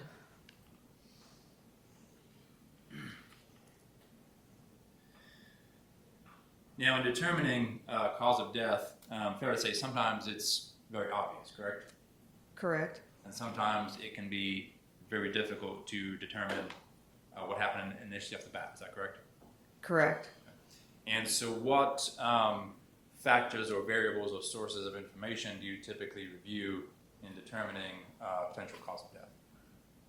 If it is not obvious? Yes. Okay. So if it is not an obvious cause of death that takes more time to mull over, I will do everything from additional toxicology studies to including histology or microscopic samples or examination of organs. I'll review all medical records I can get my hands on. I will review law enforcement if they have their reports and or any witness statements they may have. I'll review EMS records and the run sheets. I review, for more difficult cases, I will take it by other doctors. We have a case conference where we discuss difficult cases. We don't always come to a consensus, but I can't actually name any recent ones where we did not come to a consensus. To get the opinions of other persons before we land on a definite conclusion, especially, again, when it's not obvious. And in terms of toxicology, I know you talked to Mr. Morrow about you're not a toxicology, but is toxicology run in all your examinations? If we can, yes, we will always try to run post-mortem toxicology testing. And can that sometimes be an important factor in determining the cause of death? It can be, yes. And sometimes it can be the most important factor. Is that fair to say? Yes. And as a forensic pathologist, you rely on the toxicology reports as a factor in determining an ultimate cause of death, correct? Yes, when it is relevant. Okay. Now, in this case, you did run a toxicology screen for Hillary, is that right? I believe so, yes. But you did not have, or I believe the term is donut blood, is that correct? Yes, so we did not run post-mortem blood. We ran on blood that was given to us and provided by the organ donation persons. And this would have been several days later, correct? Yes, I believe so. She presented on November 21st, and then I think brain death was declared. Her death was declared on December 1st. So in the toxicology screen that was run, there was no lidocaine present. Is that correct? That is correct. Now, would you expect, or did you expect to see any levels of lidocaine at that point, so long after her death? No, I would not. And I know you talked with Mr. Moore about following up on Hillary and some of her organs that she had donated. What was your primary purpose in doing that? I'm sorry, say that again. Yeah, you followed up with the organs that Hillary had donated. What was your purpose in following up on her organs? So that is slightly unusual. I don't normally go that far to trying to find information. And on top of that, it is limited because of HIPAA. These are live persons and they're not under my jurisdiction. But I asked prior to signing out her case, I asked the organ persons the status of all the recipients. And the reason why I did that is I wanted to know how healthy were her organs to begin with. And at that point, 6 months after her generous donation, all of the recipients of her organs were alive and doing well. And what did that tell you? That gave me further evidence that this, what had happened to her, was not from something that was structural, meaning that structural, or I don't even know how to say this, significant enough or damaged enough to not be transplanted. And in terms of other information, you reviewed a great deal of information as it pertained to Hillary for this autopsy, is that correct? Yes. Did you review, I think you already mentioned, the medical records from Dr. Brown's clinic? Well, yes, when I got them. Okay. And you reviewed her ER records? Yes, from the first hospital. Okay. What about the records from the EMS? Yes. And what about any records from Sacred Heart? Yes.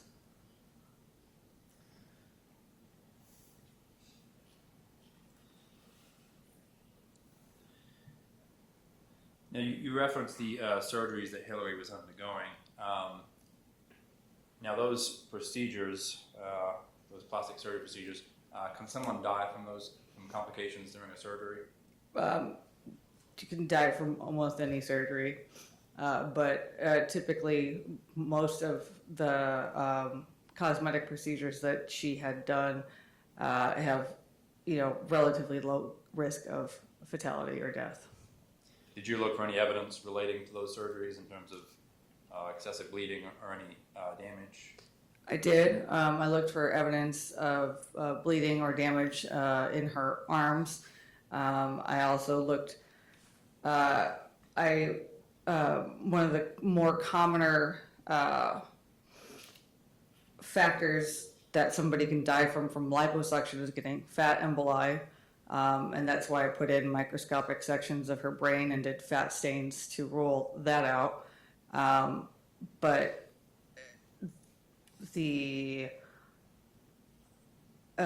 sorry, go ahead, ask your question.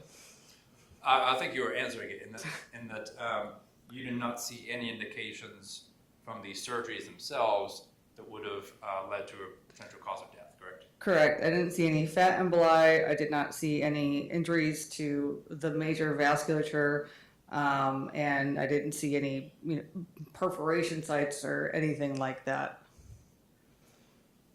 And in your autopsy report, you've got category 1, the complications of toxicity discussed with Mr. Amar, and then category 2 is other findings. Yes. And you indicate contusions and surgical incisions. Those items under category 2, did they play any part in Hillary's death? No, these individually did not. And then same with 3 in terms of the drug screen that we just mentioned and the benzos that you had mentioned. Those did not contribute to a cause of death, correct? That is correct. So all of those things you're able to rule out as a potential cause of death, correct? Yes, sir. Okay.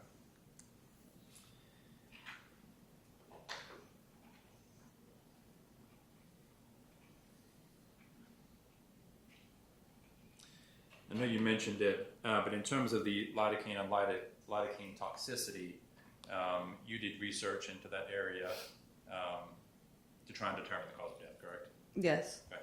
And what exactly did you look into or research as you were doing that? I was researching not just lidocaine toxicity, but complications from the surgical procedures that she had, and what those outcomes may be. I researched how, again, the tumescent solution with liposuction and how that's different in terms of its metabolism or half-life compared to a subcutaneous injection. But yes, my research included not just the possibility of lidocaine toxicity, it also included things that I was able to rule out, such as a fat emboli from liposuction. And you mentioned symptoms. Do you believe that Hillary exhibited certain symptoms that were consistent with lidocaine toxicity? Yes. What symptoms do you believe were consistent? The vision changes, the restlessness, the muscle twitching, the seizures, and the cardiopulmonary arrest. Now, previously in your career, you mentioned sort of approximately 2,000 autopsies, and you discussed with Mr. Amar this differential diagnosis. Have you previously determined a cause of death by this sort of rule-out diagnosis? Yes. Is that fairly common as a medical examiner? Yes. You don't want to pigeonhole yourself or commit to something. Right off the bat, you want to explore all possibilities and land on the correct one or the one that is more likely than not. And sometimes with the condition of the body, it can be very difficult to say with absolute certainty, correct? Correct. I think you use the term a degree of reasonable medical certainty. That is correct.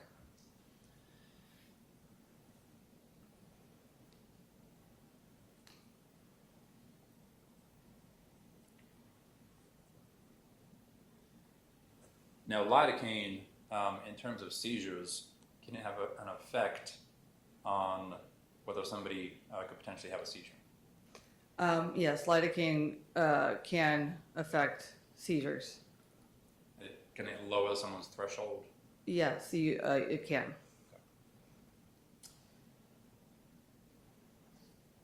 How old was Hillary at the time of her death? Miss Hillary was 33 years old. And in your research and investigation and physical examination, was there any indication of disease that she had? I found no indication of significant natural disease. What about potential infection? I also found no evidence of an infectious etiology for the reason why she had seized and arrested. How about a stroke? I did not find any evidence of a stroke, and neither did the clinicians upon her arrival. Any indication of physical trauma other than what you have documented in your findings? The trauma that I documented in my findings were secondary to the procedures. She did not have any significant trauma or injuries that would make me suspect that she had died from a significant injury instead of from lidocaine toxicity. Any insect bites, snake bites that could have caused death? She did not have any evidence of punctures from a snake or some other venomous creature. Any obstruction to her throat that would have caused death? She did not have any evidence of airway compromise. And no indication of strangulation or suffocating? So I did do a detailed examination of her neck structures to rule out strangulation is always on the differential, to rule out that this was a manual strangulation, and I found no evidence that she had any injuries of her neck.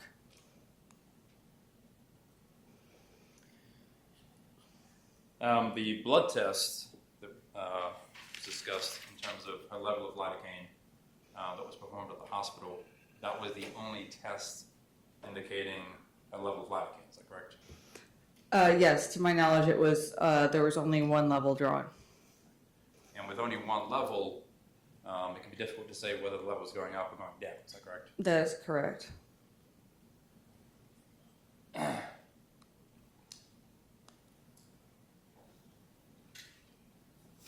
Was there anything in the course of your examination other than the symptoms consistent with lidocaine toxicity that you believe would have contributed to Hillary's death? I found no other structural reason or probable cause as to why she seized and had a cardiac arrest other than a lidocaine toxicity. And just so that I'm clear, when we talk about lidocaine toxicity, you phrase it as complications following lidocaine toxicity, is that correct? That is correct. So now that would be different than a lethal amount of lidocaine in and of itself, is that correct? Correct. So when I use the word complications, I imply that there is a delay from the time that the insult or injury from the toxin or drug occurred. If I thought this was from an acute lidocaine toxicity, as an immediate death following lidocaine, I would indicate that this was an acute toxicity of lidocaine. That's how I would sign it. So the lidocaine toxicity led to a cascading effect of symptoms Yes. that ultimately resulted in death, correct? Correct. If not for the lidocaine toxicity, then the following would not have happened. All right, thank you, Doctor. Mr. Ryan, may we correct? Yes, thank you.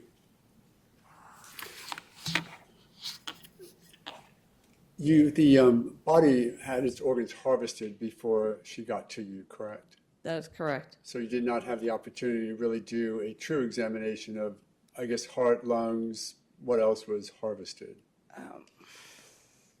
I'm referring to my autopsy report. Let's see, the heart and both lungs, a portion of the majority of the spleen, the pancreas, and part of the stomach and small intestines, the liver, both kidneys, and both adrenal glands. I remember in our deposition, you said that you could not take any biopsies because there was basically not an organ to biopsy from. Is that accurate?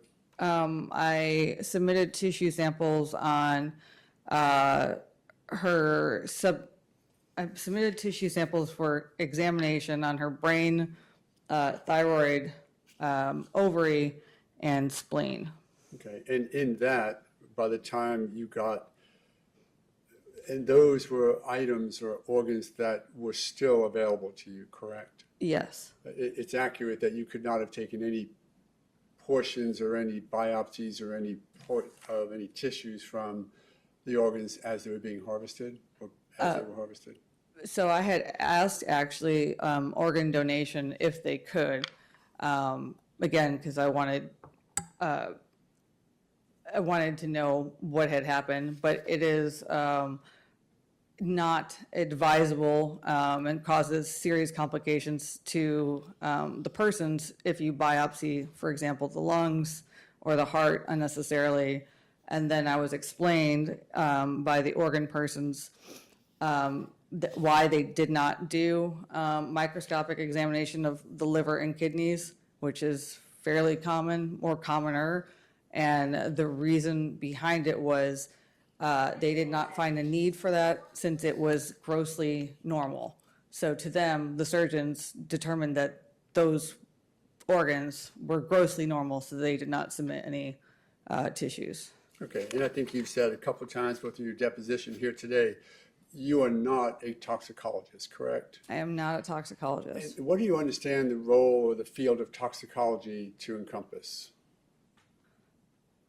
Toxicology is a field that studies toxins and drugs. Okay, and their effect on the body. It can, yes. Well, I mean, that's the whole purpose of toxicologists, right? To determine what a drug or a substance will do to a body, correct? They can also determine what chemical it is, for example, outside the body. And would you acknowledge a toxicologist would be more aware and sort of up to date on such matters as half-life and the effect of certain toxins on the body than you would be? I believe that they have a better understanding because of their specialty of, yes, how certain drugs may interact with each other. Okay. Yet your diagnosis is that of a toxic event of a substance or a drug, correct? Correct. And what toxicologist did you bring in to assist you in making that determination? I had called the toxicologist at NMS Labs.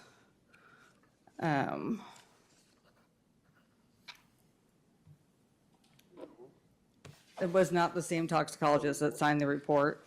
I apologize.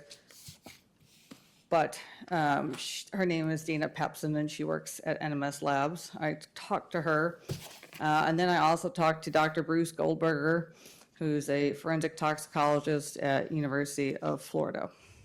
Yes, and did you bring them in to actually do a determination of the, for example, the symptoms? Did you tell them the symptoms? Did you tell them the toxicology result of the blood test? I did. Okay, and what did, for example, these doctors tell you about the level of 3.4 3 hours after event?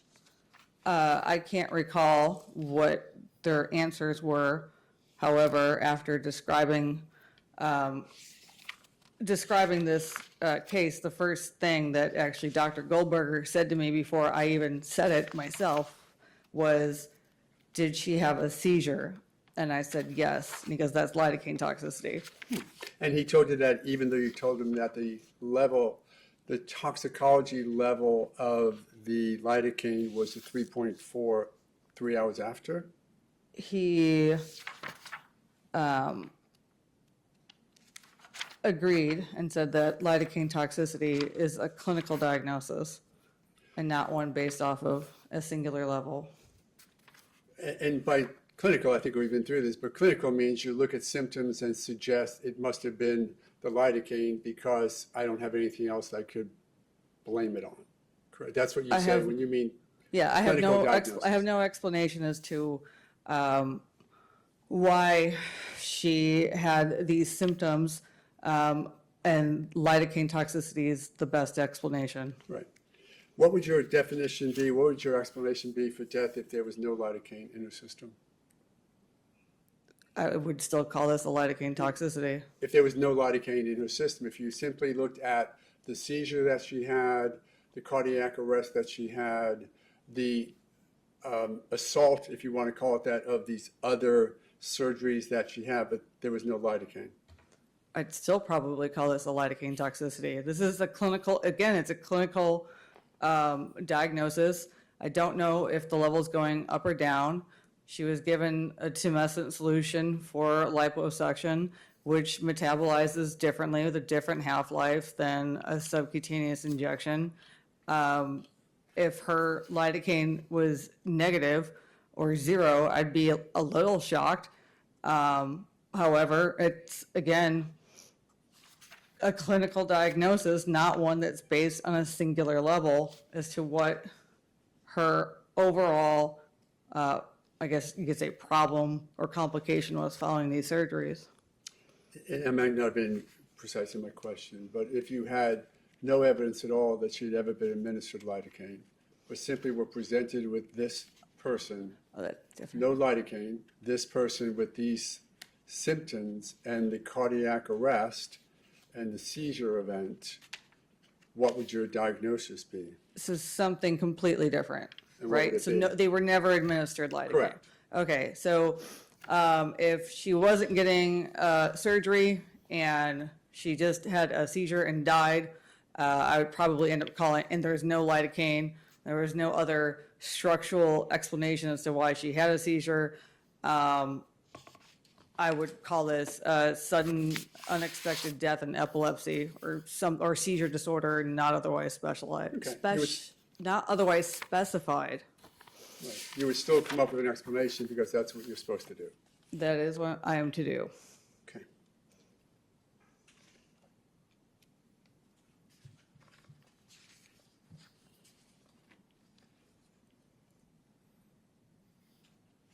And you said earlier that you would consider tox reports in response to a first cross-examination question. You would consider tox reports when relevant. You consider this tox report of 3.4, 3 hours, 3.5 hours afterwards not relevant to your diagnosis? So this is not actually a toxicology report, but a laboratory result, this 3.4. You consider that irrelevant for your determination or diagnosis? I don't consider it irrelevant. It's awfully, it's a point of information that I use to come to my clinical judgment that the best explanation for the cause of her death was from complications of lidocaine toxicity. Okay. And you said that some of the research you did included the Basalt book, correct? Yes. And in addition, any other research that you did besides Basalt? For that issue? Yes. Researched several books. Again, we had mentioned the anesthesiology book, a book about surgical procedures. Those were the books, as well as a book by Dr. Susan Eli and Dr. Gill. Dr. Eli was a medical examiner in New York, and in that book on forensic pathology that they did together, there's a chapter actually on complications of cosmetic procedures. I also attended a lecture by Dr. Susan Eli on this exact topic of deaths from cosmetic procedures, the possibilities to consider, and how to investigate these deaths. I, in fact, also called Dr. Eli following that lecture to get her opinion as to what did she think about this particular case. What did she say about the lab test of 3.4? She said, again, this is a clinical diagnosis. It is one that is made based off of the symptoms and not a singular level. Did she say that the 3.4 was contradictory to the clinical diagnosis? No. Did you ever ask her about the low level of lidocaine and whether or not they give her any pause or you any pause for diagnosis? I did. I did ask her. And her response was, "It's just a lab test, don't worry about it," or what did she say? This is a clinical diagnosis, and it depends. One level is a level taken out of air. We don't know if it's increasing or decreasing, and that because she had the liposuction and then a subcutaneous injection, that you can have both something in your body that has a half-life of 6 to 20 hours and something that has a half-life of 45 minutes to 90 minutes. And that the lab test that she had caused her no concern with the clinical diagnosis that you made. Is that your testimony? Yes. Okay. Nothing further on. Thank you. All right. May this witness be released? Yes, Your Honor. Mr. Amar, do you agree? Mr. Amar, do you agree she can be released? Yes, I'm sorry. Yes. Thank you, ma'am. You're free to stay. You're also free to go. Thank you, sir. Mr. Amar, you may call your next witness. Dr. Bogart? Your Honor, I'm going to object to this witness being called. We're here today on the defense motion, in essence, to see if Dr. Oleske is qualified to give her opinion and the basis for her opinion. Here, I think we're getting into, obviously, the defense have a witness that has a different opinion in terms of the lidocaine toxicity, and I just don't want us getting into an issue where the court is determining credibility of witnesses. This isn't whether the defense witness or the state witness is more credible. This is Dr. Oleske qualified to give this opinion? We spent the last 2.5 hours talking to her about what she looked at, her qualifications, everything we considered. I believe that is the basis for the Daubert motion, not whether the defense witness believes it was lidocaine toxicity. Mr. Amar, what's the defense response? I agree with the concern of the state that this is not an attempt to do I know better what you said, but under Daubert and for this court's consideration, the real issue is whether or not in coming up with this differential diagnosis based upon lidocaine toxicity, her methodology was proper, that she considered the proper literature in assessing it, that she applied that methodology particularly to these facts. And in making that determination, I think you can benefit from the expert opinion of a toxicologist, not as to whether or not he believes lidocaine toxicity by a level of 3.4 means anything, but that in determining lidocaine toxicity, you have to look at the methodology that she employed and whether or not it was faulted. It's our position that it was very faulted, one example being the complete ignorance of the 3.4 and just defining it as a clinical diagnosis, meaning I will look at these symptoms and I will determine it's lidocaine toxicity because at least there was some there. That methodology, we believe, is faulted. It is not properly applied to the facts, and I intend to have Dr. Bogart limited to the area of his expertise, toxicology, and how you can make a determination as to what method you should use in determining whether or not toxicity exists. I will tell you it's going to be difficult to carve out that he is going to say this about lidocaine and how it acts and this about half-life and how it acts, but that is not his presented here today is his determination of whether or not lidocaine toxicity was the cause of death. It is more appropriately what you have to look at in determining whether or not lidocaine is a toxic event to a body based upon these circumstances, and it's limited to that.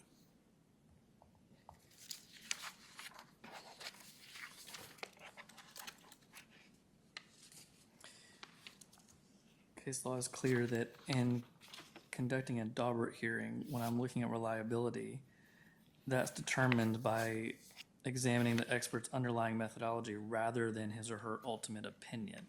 And so Dr. Oleske's ultimate opinion, Dr. Bogart's ultimate opinion are irrelevant.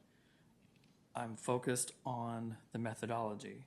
So the principles and methods, are those in and of themselves reliable? And then has the witness reliably applied the principle and methods to the facts? The defense here is seeking to argue that the methodology was not reliable.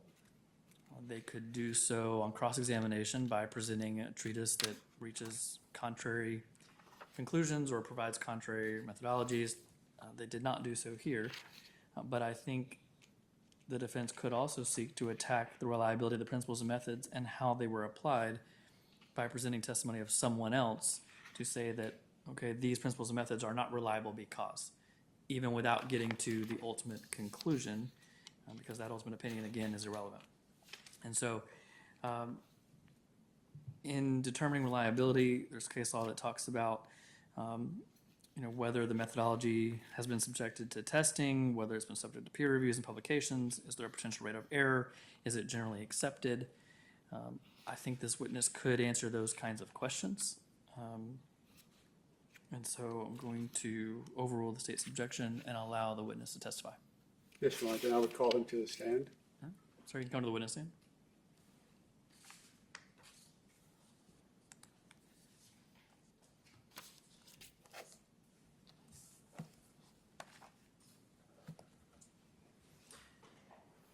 Sir, please raise your right hand. Do you swear to tell the truth, the whole truth, and nothing but the truth? I do. Thank you. Please take a seat. Morning, Mr. sir. Murray, may I inquire? Thank you. State your name one more time. Christopher J. Borgert. And would you spell it for the court reporter? It's spelled the Christopher, Christopher, middle initial J, which stands for Jason, Jason. Borgert, B as in boy, Orgert. And your occupation? I'm a pharmacologist and toxicologist. And how long have you been so employed? If you would just give a very brief resume, we're very short on time. Sure. I received a PhD in medical sciences from the University of Florida Department of Pharmacology and Experimental Therapeutics. I then did a postdoctoral fellowship in toxicology at the University of Florida Center for Environmental and Human Toxicology, and I have practiced as an academician, but mostly as a private consultant. Since then, my degree was granted in '91. I completed my postdoctoral fellow in 1994, so it's been several decades practicing in that area. And in that area and in your practice, what is it that you do? Well, I evaluate a lot of different things, but I apply the basic scientific literature, and I don't mean textbooks, the basic scientific literature that's published in peer-reviewed journals, and I can explain that if need be. But I apply that to various questions. One of the big questions is how we regulate drugs and chemicals, and another question is in legal matters such as this. Okay. And you've heard the concern referenced by the state regarding this, the specific focus of today's hearing not being maybe your opinion, if you had one, concerning whether or not this patient passed from lidocaine toxicity, but rather the procedures and methods used by Dr. Oleske in arriving at that conclusion. Do you understand that to be the focus of what we hear about today? Yes. Okay. In preparing for your testimony, both here and I'll get to the fact that you've testified elsewhere, what records or information have you reviewed? Well, I've reviewed all the medical records that were available in the case. I've reviewed the EMS records, emergency medical records, and I've reviewed dozens and dozens of peer-reviewed scientific articles from peer-reviewed journals on the topic of at issue here. In that regard, you heard you were here during Dr. Oleske's testimony, correct? I was. Okay, so you've heard her mention, I think, a couple of times that she reviewed a book, I think, and she used the catchphrase of basalt. Are you familiar with what she is speaking of?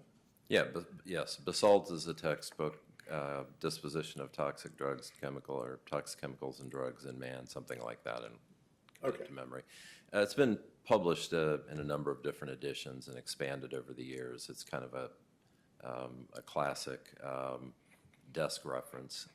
It can be a place to start if you're looking for, if you're not knowledgeable about something at all and you're looking for some general information. Okay, and then you heard her say that she also went to a seminar, looked at a paper drafted by Susan Eli. Are you familiar with her at all? I'm not, but those are all secondary sources. What is required in my discipline is that we rely on the peer-reviewed literature that has been vetted through the peer review process. And that's, for instance, that's what Basalt summarizes. They summarize a few of the papers. So it's a good place to start for a literature search. But and it's generally, for what it covers, it's a generally legitimate place to start looking. I wouldn't base any conclusions on Basalt's too general. And my understanding is that you actually testified in a previous hearing, not in this particular case, but in the case dealing with the Department of Health and Dr. Brown and his medical license, correct? That's correct. And in preparation for that testimony, is that when you began your education of the medical records that you've testified to a moment ago? Yes. And also doing the peer review articles? Yes, that's when I began. Well, I should clarify that I've addressed lidocaine previously, so I was already aware of some of the literature, but I, of course, updated that literature search and have recently updated it in the last week. Okay, and a brief overview of, when you say you've dealt with the lidocaine issue before, a brief overview for the court's benefit of what that included. Well, years ago, I had was a litigation brought to my attention, and the issue was a pleurodesis performed using lidocaine. In a nutshell, it was a 10x overdose of lidocaine administered directly to the pleural cavity for a particular surgical purpose, and there was really no question that it was lidocaine toxicity. The levels were high. The time course of the presentation of the symptoms and the death were appropriate for the way it was administered. So it was very clear that that was the cause of death. That wasn't the issue. The issue was how did that 10x dose make its way to the operating room unchecked through several different hands. And that, it sounds like several years ago, began your at least awareness or research done on lidocaine concerns and toxicity? No, lidocaine's a very old drug, as are this entire class of local anesthetic agents. So these were covered in graduate school and basic pharmacology courses. So I've been aware of the class of drugs for even longer. Okay. And in preparing for the testimony that you gave at the DOH hearing, you said you reviewed all the medical records and clinical notes of this case, correct? That's correct. A brief overview of the literature or the peer-reviewed literature that you consider to be significant in addressing this issue. The issue before you today, before the court, is how we determine toxicity, what we look at for lidocaine toxicity. That's correct. And what would that include? Well, my initial investigation included the type of surgical procedure that was being administered, the way the lidocaine is used in that surgical procedure generally. I reviewed those peer-reviewed publications against the clinical notes and all the information I had available as to how Dr. Brown applied the lidocaine and the epinephrine, and there was a small amount of bupivacaine when it came to application to the face. So I compared that literature. I looked into the I'm going to use a term that hasn't been defined. The pharmaco or toxicokinetics is basically the way the drug is handled by the body. So I reviewed the complete body of literature on toxicokinetics of lidocaine at various administration levels and by various procedures. And then as things have progressed and other explanations have been offered, I've looked into every possibility as to how lidocaine administration could have been different than described in the medical records or these other theories that have been offered today, and tested those against the peer-reviewed literature as to whether those explanations hold up.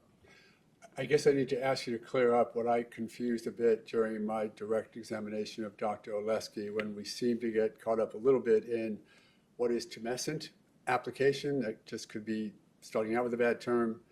And then we talked about liposuction a little bit, and we talked about the potential of intravenous or entry into a vessel.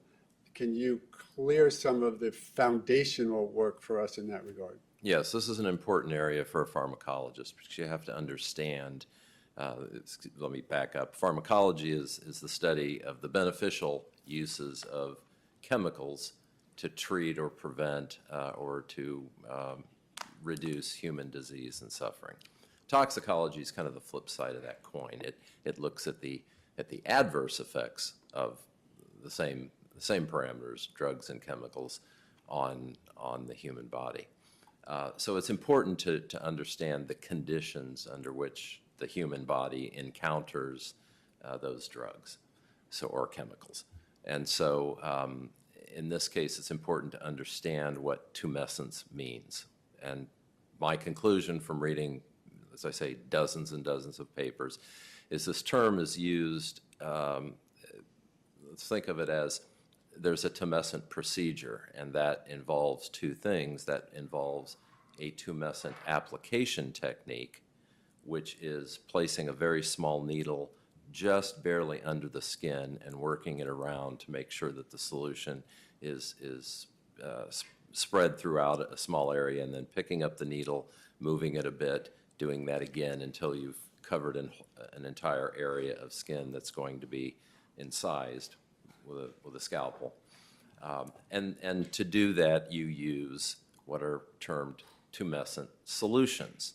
So they're both, the term tumescent is used in both, but it's actually a procedure that has an application technique and particular types of solutions that are used. There's not just one standard tumescent solution that's used, at least not reflected in the medical scientific literature by the people who actually devised the technique and have tested it thoroughly and published extensively on the appropriate doses of lidocaine and epinephrine and other drugs that are used in that overall procedure. And for your review of the medical records specific to this, both the clinical notes and the records themselves, were you able to ascertain how the delivery of the lidocaine was done in the various areas that it was delivered? Yes, it's essentially the same application technique, because the goal is very similar, irrespective of whether the end result is, or the end goal is liposuction, which is to pull out some fat tissue, or whether it's to actually modify another site on the body by sometimes injection of small amounts of that fat, or or other procedures. So it's overall a cosmetic. Overall a cosmetic technique, and so the details of the application are similar, and it's not unusual to use slightly different solutions depending on exactly what's being done, whether it's a cosmetic alteration on the face, say, versus liposuction of another part of the body. Okay. And you sort of heard me say in a lay person that it's used to both numb the body, the area, and also to plump it up. Is that, from your understanding of the literature, its purpose? Yes, and that's my understanding after researching this thoroughly, is that that's one of the reasons for slightly different dilutions, is because you have different purposes, but you need, the one thing that's needed, or the primary goal of the lidocaine itself is to have that numbing effect. It's what's called a local anesthetic, and so you need it to stay local. It can't wander away, or it can't can't achieve its function, which is to numb the nerves, and then the patient doesn't actually feel any pain, often doesn't feel much at all in that area. And is that why it's done subcutaneous and into the fat layers or whatever exists just below the surface of the skin? Yes, but that's there are two purposes again. In the liposuction, fat is going to be removed. In other cosmetic surgeries, fat may not be removed, but you still inject it into that thin layer of fat, even if it's in the face, just under the skin, because you want to numb the skin and those tissues right under the skin, so that the surgery isn't painful and annoying to the patient. And you are familiar, of course, in your area of expertise, of the way the body deals with, is affected by a drug like lidocaine, and also how it metabolizes it? Yes, we divide pharmacology and toxicology into two broad categories. There's pharmacokinetics, which is the way the body works on the drug and how the drug is absorbed and distributed through the body and then ultimately eliminated. And then there's pharmaco or toxicodynamics. That's the effect of the drug on the body. And as you can imagine, there can be an interplay there. Sometimes the pharmacodynamic effect of the drug on the body alters the way the body metabolizes the drug or distributes the drug. So they're not always completely inseparable, but we try to look at the details of each process and understand how one is affecting the other. Okay, and with this, now focusing on this medical records that you looked at, what is the purpose, or what is the effect on the metabolizing of a drug like lidocaine if you're injecting into the fat as opposed to into a vessel? Well, this gets into the, as I mentioned a few moments ago, in any methodology of, in this case, we're talking about some sort of an evaluation. It's important to consider the details and the specifics of the way that the body encounters the drug. Lidocaine is, and this whole entire class of drugs called local anesthetics, they're both water soluble, so you are able to dissolve them in water, but they're also very fat soluble, and that is a property that's necessary for them remaining local. And so when this class of drugs, which includes lidocaine, is injected into fat, it tends to bind to that fat and stay there. So that's an important point. Now, it doesn't stay there forever, of course, because there are blood vessels in that fat. The chemical does move around, diffuse is the word we use, and it will diffuse into the vessels and then find its way into the general circulation, where it's encountered by the liver, which is an organ that breaks down chemicals, including our own, our food and chemicals that our body produces, but certainly also drugs that we get from the outside, whether they're drugs or other chemicals. So the liver breaks those down. That's the primary organ for doing that. There are some other organs involved, but there's a kinetics to that process, a series of events that relate to what happens to that drug in time. And so you have to consider that for the lidocaine alone. And then you also have to consider the effect of other drugs in the solution, and the primary one here is, of course, that's already been mentioned, is epinephrine, and that constricts the blood vessels so that process of diffusion of the lidocaine from the fat into the general circulation is slowed, and there are, in this particular procedure, there are two reasons for that. It helps to keep the lidocaine in that fat tissue and the skin, because the skin is what's being cut. Primarily. So it keeps the lidocaine in place longer so that its numbing effect is prolonged, and because you want it to be prolonged long enough to finish the surgery and stitch it back up and there not be immediate pain. And it has the other beneficial effect of reducing the amount of bleeding as the surgery is being done. So as a pharmacologist and toxicologist, I have to think about what's the purpose here and what drugs can assist this, the goals of this kind of surgical procedure. So that's what you must consider. Okay. And you heard some testimony from Dr. Oleske regarding the issue of metabolism of tumescently injected solution versus if it was injected into a vessel. Did you hear it testify about these delays or these half-lives? Were you familiar with her testimony in that regard? Yes, Okay. But yes, I recall the testimony. And if you would explain then to the court the significance of understanding and using that information in properly evaluating the way the lidocaine is being absorbed and metabolized. Yes. So the discussion this morning was rather confused. There are two processes occurring here. The first process is as I described, the injection with the small needle into the fat, the distribution of that drug solution in the skin and the fat layer just below the skin. So that is one process.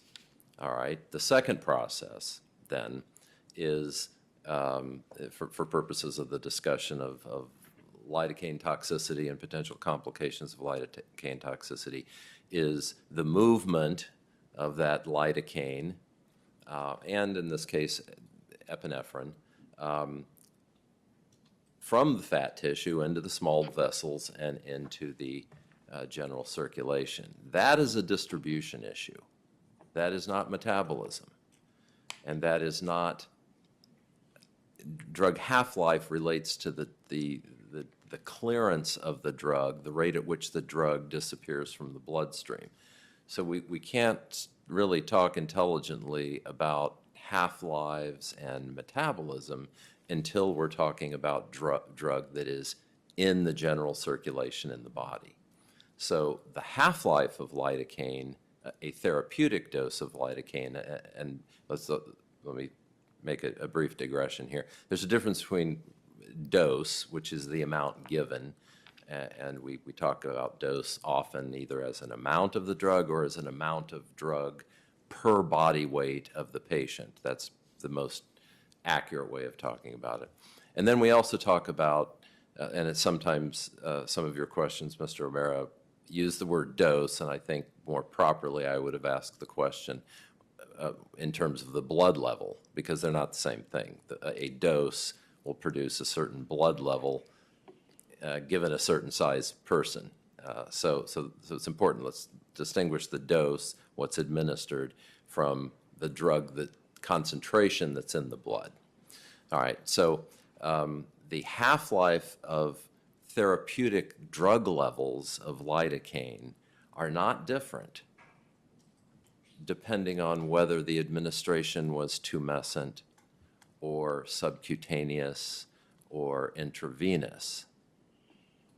So the half-life is not different, but they have different starting points, because when, for example, when you inject a drug directly into the vessel, that distributes throughout the bloodstream very quickly. And so there's initially a very high level, and then as it encounters the liver and is metabolized and is excreted from the body, that drug level starts to go down. The difference with tumescent administration is that there's a long lag period until that drug reaches the blood, and it's not a lag period that goes something like this: zero drug, and then all of a sudden it gets into the system. It's slowly leaking into the system over a long period of time. So as soon as a little bit of the drug is in the system, then in your bloodstream, when I say the system, I mean your bloodstream, as soon as some of the drug is in the system, it's being metabolized by the liver and eliminated. So you've got two processes going on then: the absorption and the elimination. The half-life relates to the elimination. Half-life relates to that disappearance part of the process. And so it's complicated when you've got a delayed or continuous absorption over a long period of time versus immediate absorption from something like an intravenous bolus. And when you're talking about something like a subcutaneous injection, that really depends on what kind of subcutaneous you mean. For cosmetic surgery, it's a tumescent application. It's subcutaneous by the same kind of, as I understand it, the very same needle procedure.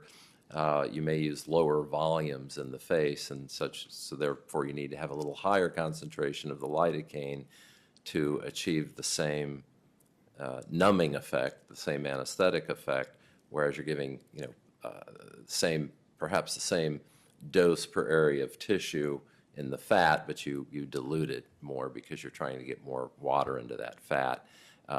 But those are, in that sense, the subcutaneous route is essentially the tumescent route. But other subcutaneous routes would be, when you're going a little deeper, those, and perhaps not using epinephrine, those could be intermediate between that intravenous dose, which gives you the very high peak, and the pure tumescent administration where there's a long lag in the distribution into the bloodstream.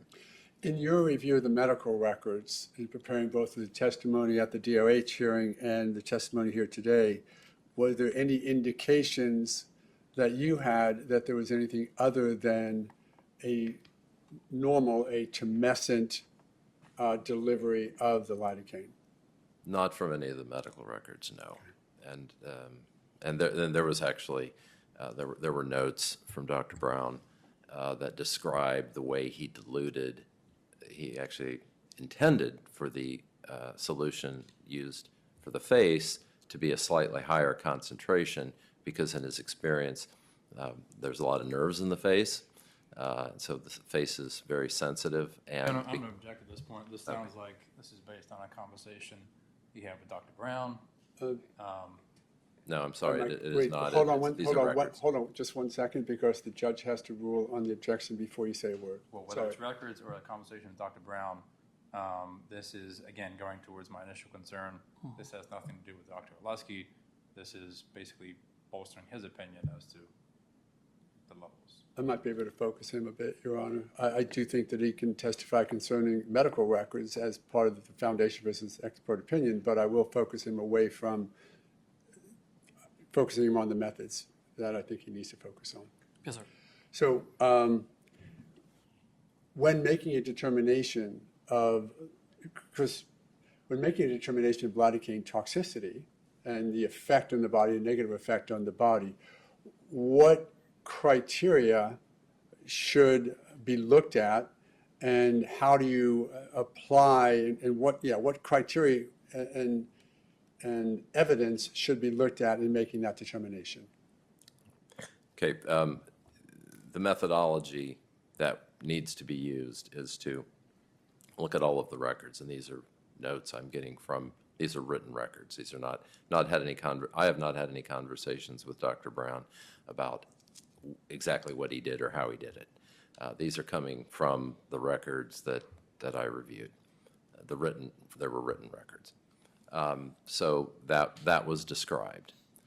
Now I'm aware from deposition testimony that there were other reports of other things going on, and I considered those too. So it's important in a methodology when you're coming up with a conclusion of whether a drug or a chemical caused something in a human to look at all possible scenarios.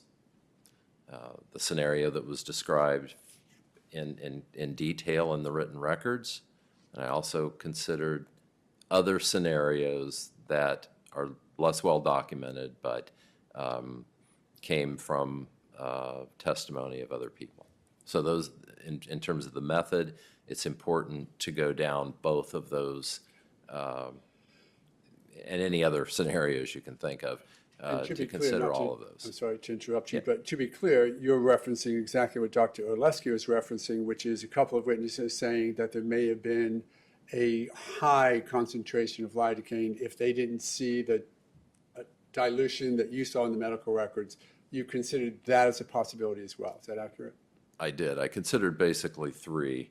The scenario that's described in the written records, the testimony of some other individuals, and before I understood more about what Dr. Oleske's theories were, I also considered what would happen, what would the picture look like if it were somehow if the lidocaine solution were somehow injected directly into a vessel. So I considered all three scenarios. I think that from a methodological standpoint, that's always important to consider every possible scenario to evaluate, is this possible by one or another scenario? Well, let's talk about that from because you've reviewed her, obviously you heard her testimony here today.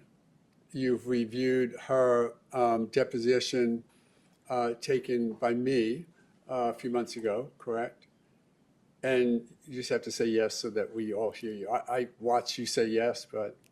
Okay, I didn't know that was a separate question. It was. All right, okay.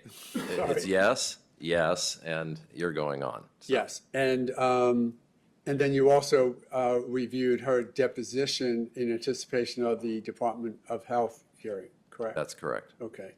In all of those statements from Dr. Oleske and in her written report, what concerns do you have about the methodology that she used in coming up with the decision or diagnosis, if you will, of lidocaine toxicity? And it's a compound question. And what other methodologies do you think she failed to use in doing so? Well, her methodology seems to have changed a bit. Initially, in her deposition for the Department of Health, which occurred first, she reiterated the statement that this is a clinical diagnosis, and that's one of my first points of criticism. Is that let's parse the situations here. Yes, lidocaine toxicity is clinically, and when I say clinically, that's in the realm of treating a live patient, of diagnosing what's going on with the patients and treating a live patient. There's another realm that's forensic. In other words, it's looking backwards at what happened. You often don't have a blood level for everything you might like to have a blood level on in the clinical situation in the moment.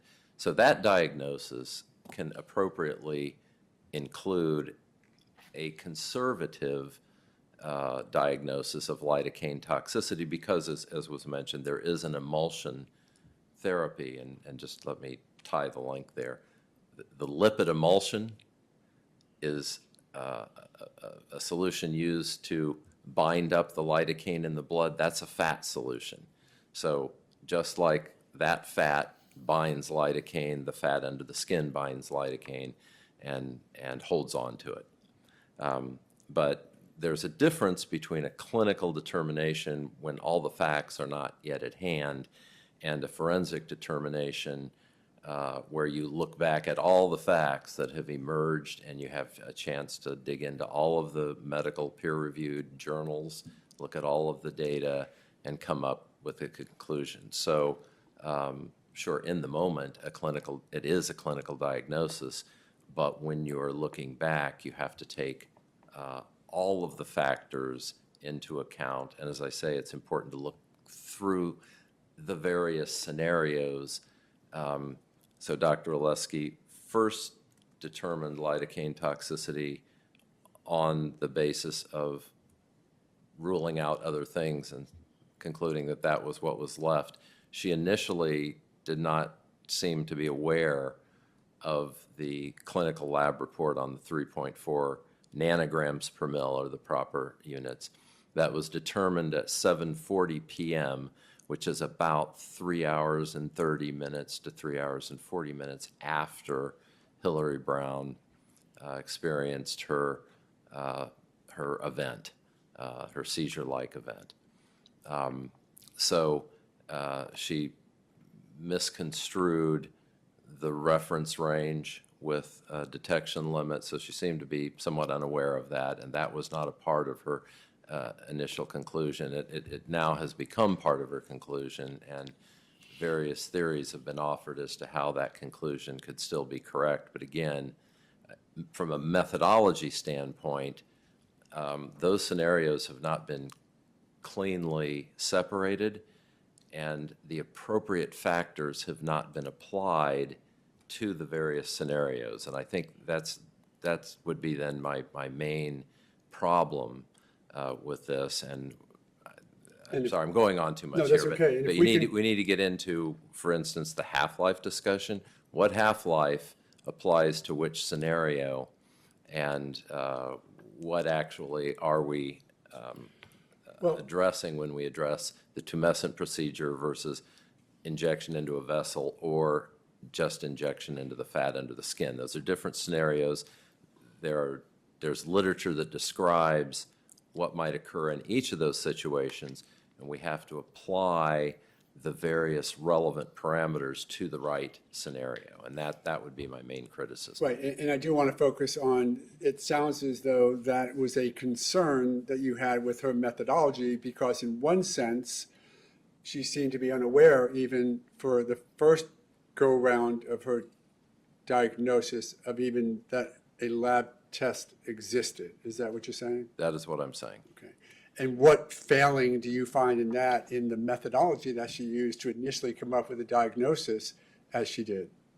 Well, as I mentioned earlier, in a forensic sense, you need to take account of all of the information, not only in the written records as to how the drug was administered and oral testimony from others.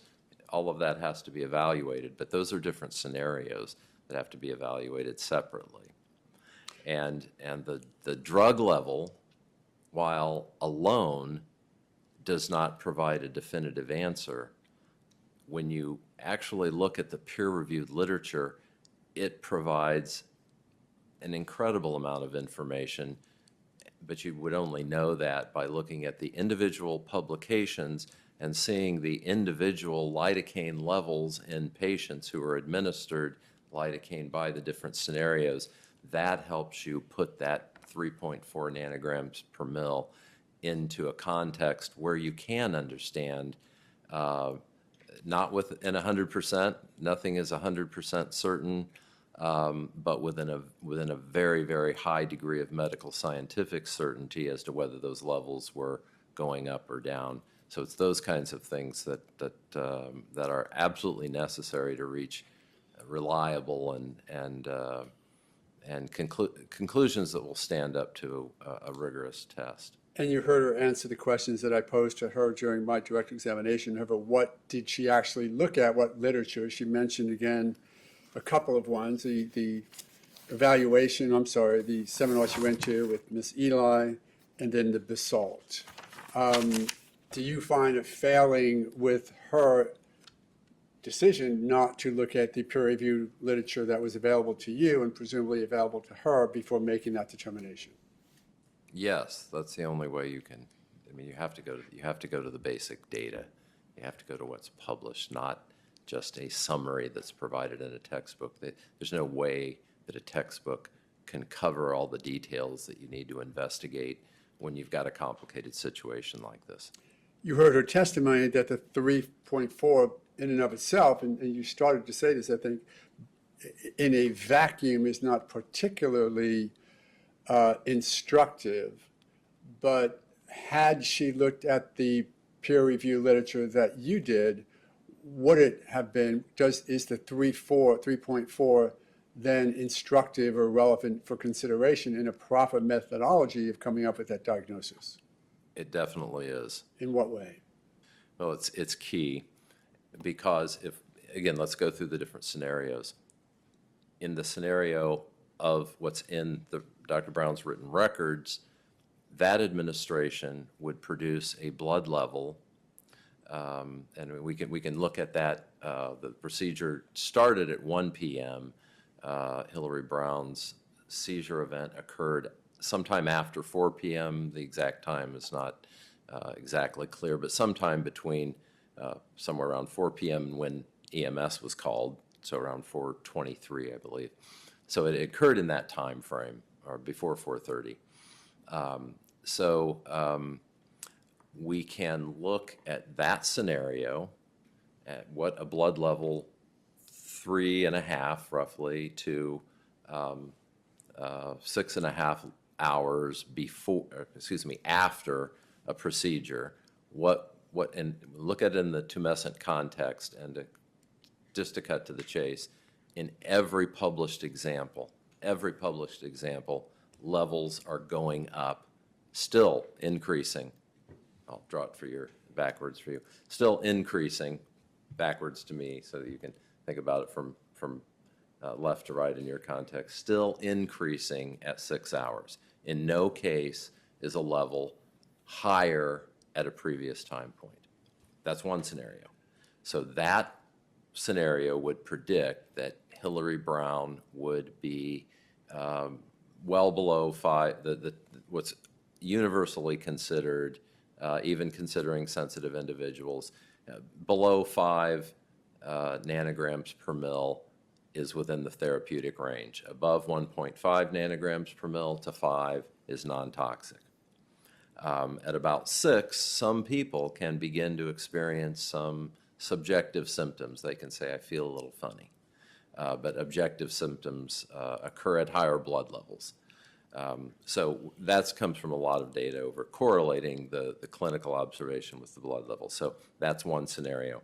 Then you have to take other scenarios and evaluate them within the context of all the information, which still includes that 3.4 nanogram per mil drug level.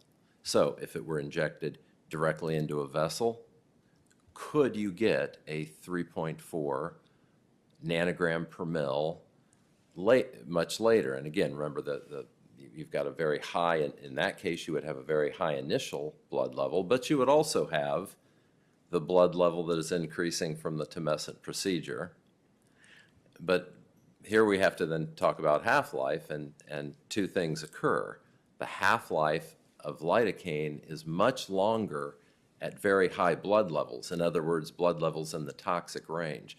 So if you were to inject lidocaine directly into a vessel at that kind of a toxic dose, that lidocaine would have a longer half-life, and so would all of the lidocaine in her system, because the reason is there are many reasons for it, but the main reason is that lidocaine is carried in the blood, normally at lower levels dissolved, but there's a carrier protein called alpha-1 acid glycoprotein that binds lidocaine. And as the concentration of lidocaine goes up, more of the lidocaine is bound to that protein, and it's not available for metabolism. So the metabolism of lidocaine, when it's at very high concentrations in the blood, occurs at a slower rate. So you can't apply that 45 to 90-minute half-life that you see when you test healthy volunteers within the therapeutic range I want to to a interrupt you. patient with a toxic level. So Yeah. that's second scenario. And I'm going to want to get to the third scenario, but trying to, again, Okay, focus sorry. on the issue really to be focused on is what Dr. Oleske did or failed to do within her methodology and comporting that methodology to the facts of the case. And it sounds like you're going through the scenario, no matter what scenario, I want you to get to your concerns with the methodology, but I want to focus you on, had she done that analysis that you are just now describing, what effect might that have on the propriety of a methodology and maybe the result? Right, and I apologize for going on that. No, I was getting I into can- the weeds, but what I'm trying to convey is that her methodology failed to do that. She failed to break out those various scenarios and say, okay, under one scenario, what information, what does that 3.4 tell us? Is that consistent with a particular scenario? Let's look at the second scenario. Is the 3.4, it is a piece of information, it's a reliable piece of information. Is it consistent with scenario number 2? Is it consistent with scenario number 3? And for each of those scenarios, you have to apply the appropriate factors, and that's what she didn't do. She didn't lay out those scenarios and then systematically evaluate them to determine which one made sense. She instead used a clinical diagnosis and then seemed to pick and choose various facts to sort of fit a narrative. That's not a scientifically sound methodology. That doesn't allow you to achieve consistent interpretations, no matter what the facts given. If you use that kind of a methodology where you parse it out, you consider the various scenarios that may have been possible and determine which one might be most consistent with the data, that will give you reliable answers. If you don't do that, it will lead to perhaps completely wrong answers, but certainly answers that you can't have any confidence in and won't necessarily be consistent, doing that type of an evaluation over and over again. So that's my primary concern, because it changes your conclusion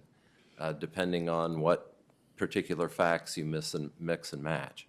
And you said earlier that her testimony somewhat developed or modified or changed over time. For example, the first deposition, she seemed unaware of the 3.4 at all, and then she did. Can you explain the concerns you have, not simply with her testimony, but the methods that she seemed to be employing through the various iterations of her testimony, and the concerns you have with that?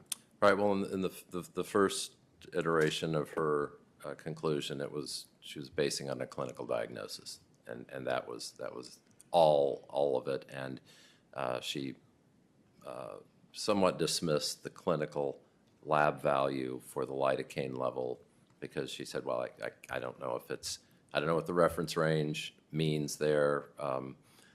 She said perhaps it could be a detection limit. The detection limit was actually listed too. She kind of dismissed it as to, well, I'm not sure what that means. It doesn't really matter.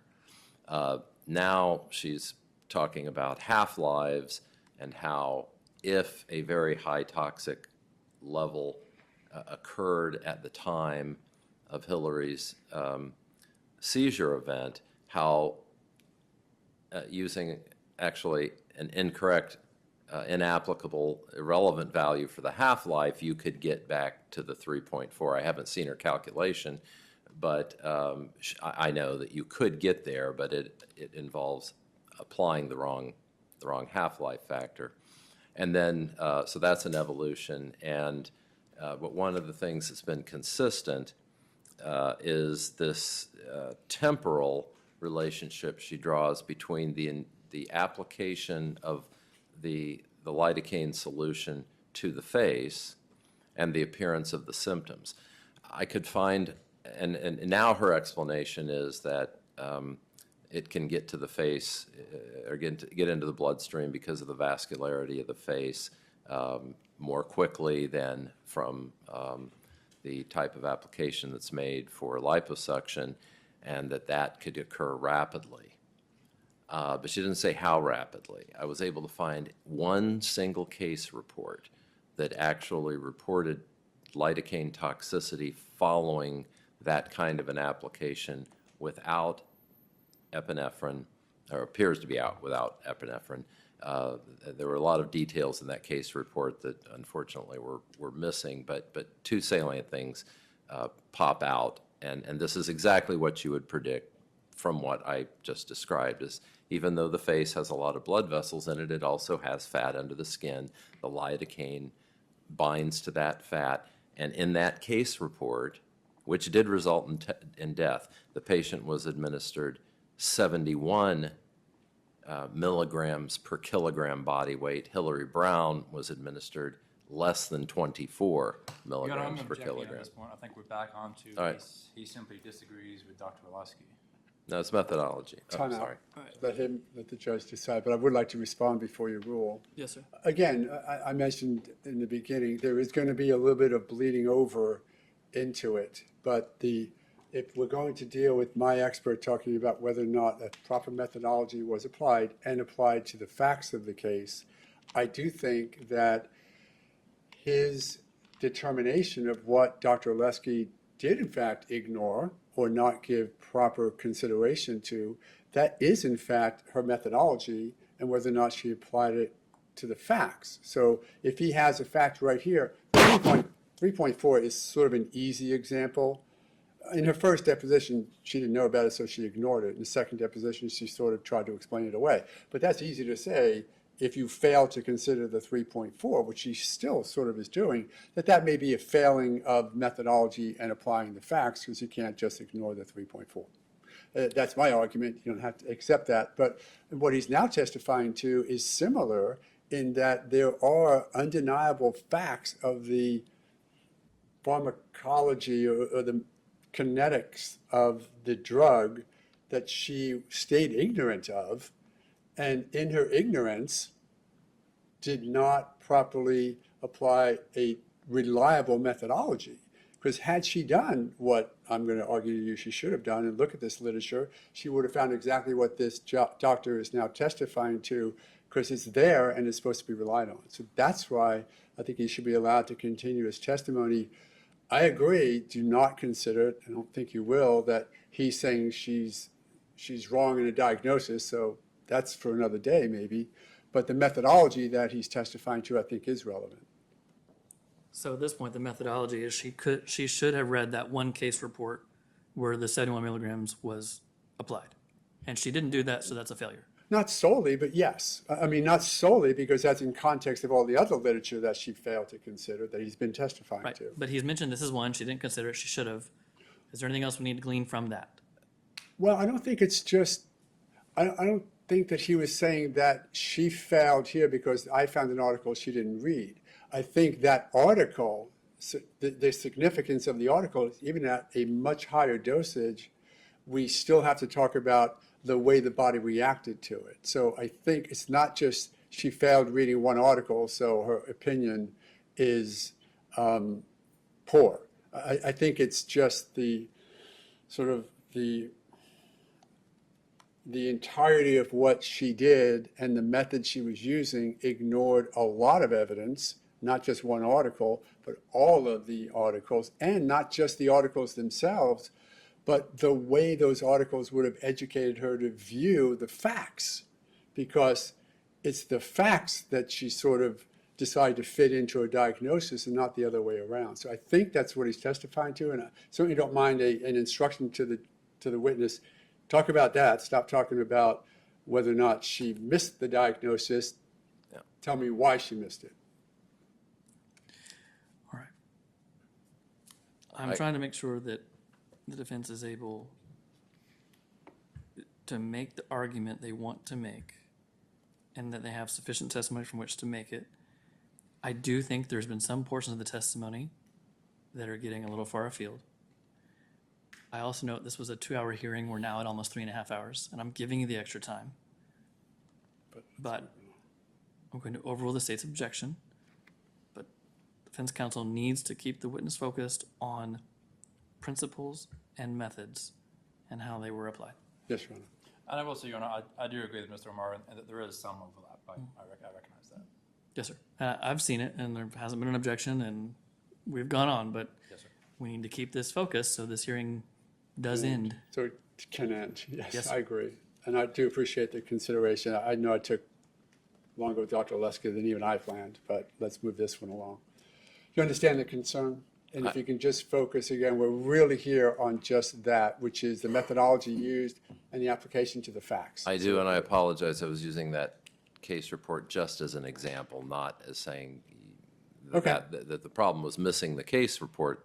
It illustrates the methodological problem that if you are considering a subdermal or subcutaneous application, you also have to consider the literature that shows the kinetics of that particular scenario. The fact is that happens to be that there is a time lag and symptoms would still take a couple of hours to start to begin, not be immediate. That would be the direct injection into the vessel scenario. So that's what I'm talking about. The methodology is conflating different pieces of information that don't belong together. And so this is why methodologically you have to separate out the scenarios and apply the appropriate medical pharmacological data to the scenario you're evaluating. And that's how you are able to interpret the 3.4 nanogram per mil clinical level. And in a methodology that you would have employed or that you would have educated other people to employ, how would the 3.4 have fit into a proper consideration in the methodology, since it is one fact that at least initially seemed to have been ignored? In a nutshell, the 3.4 level is inconsistent with these other two scenarios. And there are reasons for that. I will, at the risk, so that I don't go on and unduly delay us, I'll just say it's inconsistent with those other two scenarios. The scenario that it's consistent with is the tumescent application. And that's, so you do arrive at a different conclusion, but it requires using a proper methodology where you separate out the scenarios and use the information that's the clinical pharmacology that's appropriate to each scenario.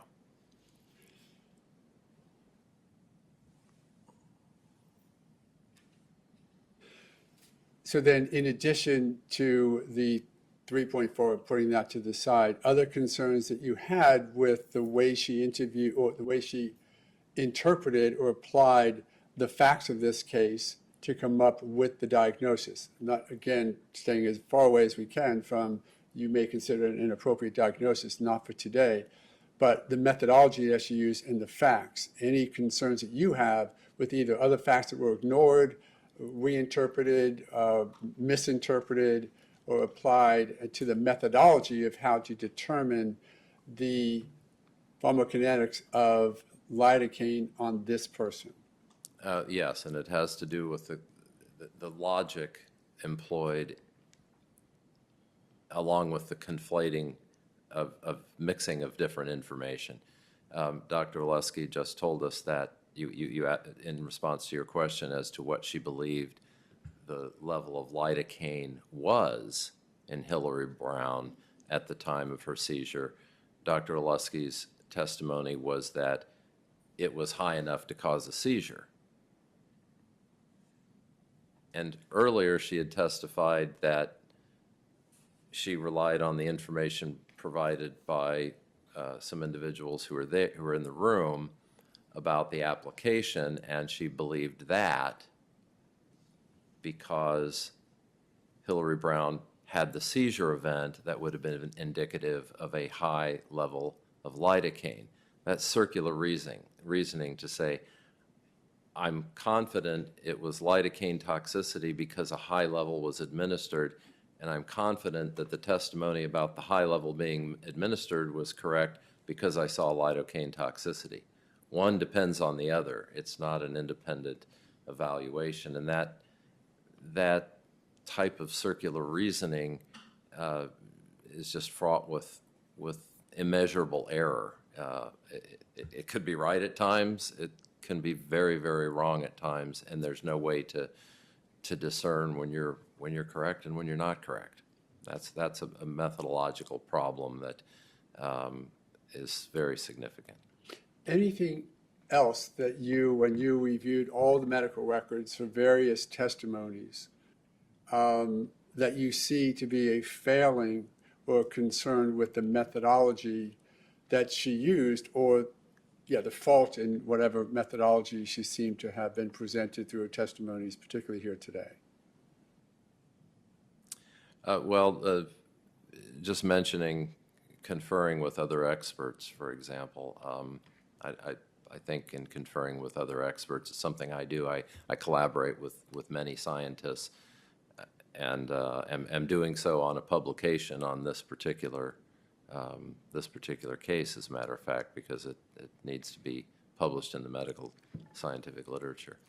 But my collaborator sees all the facts. You can't get another expert's opinion without providing them the opportunity to do what I just described, so that they can also come to a conclusion. Simply getting that kind of a corroboration over a telephone call, I find to be problematic. I don't put much stock in that. I might use that kind of a method to find out if someone would be interested in collaborating with me and actually doing an independent look at it.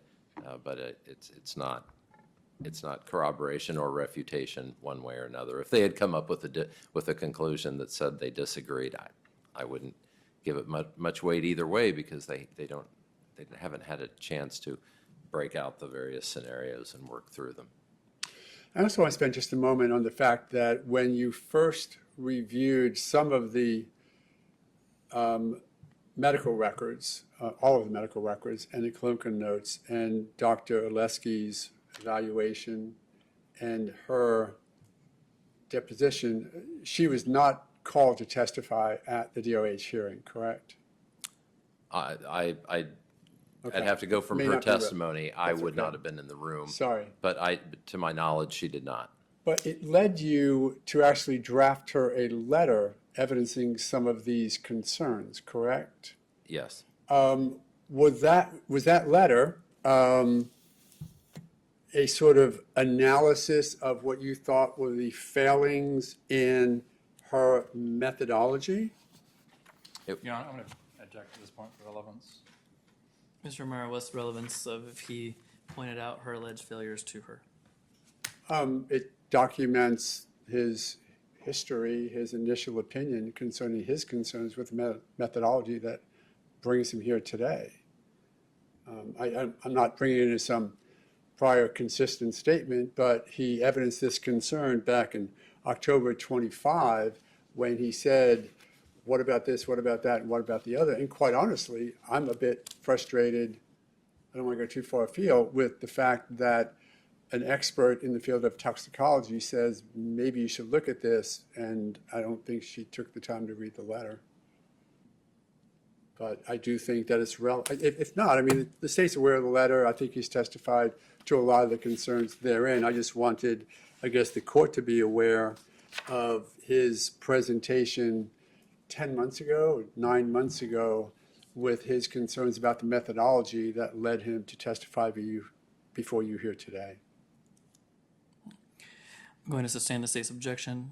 I would think he has no knowledge of whether she read the letter or not and what weight she gave it. Also, wouldn't be admissible as a prior consistent statement. See, what I'm saying today is the same thing I said 10 months ago. Right. As far as whether this has some bearing on her methodology, it sounds like her methodology was already complete by the time that he had sent the letter. She had reached her conclusion. He certainly disagrees with it. He disagrees with her methodology. But one expert sending another expert a letter saying, here's where I think you went wrong, I don't think that really has any bearing on this hearing today, so I'm sustaining the Yes, Your Honor. objection.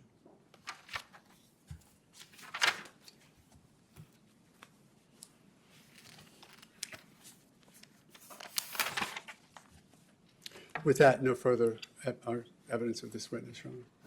Mr. Ottoman, you may cross-examine. Thank you, Your Honor.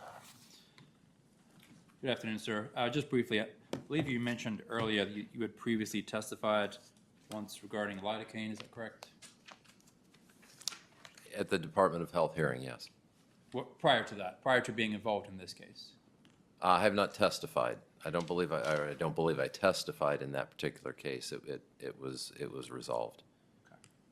And you had mentioned sort of research, that you had updated your research.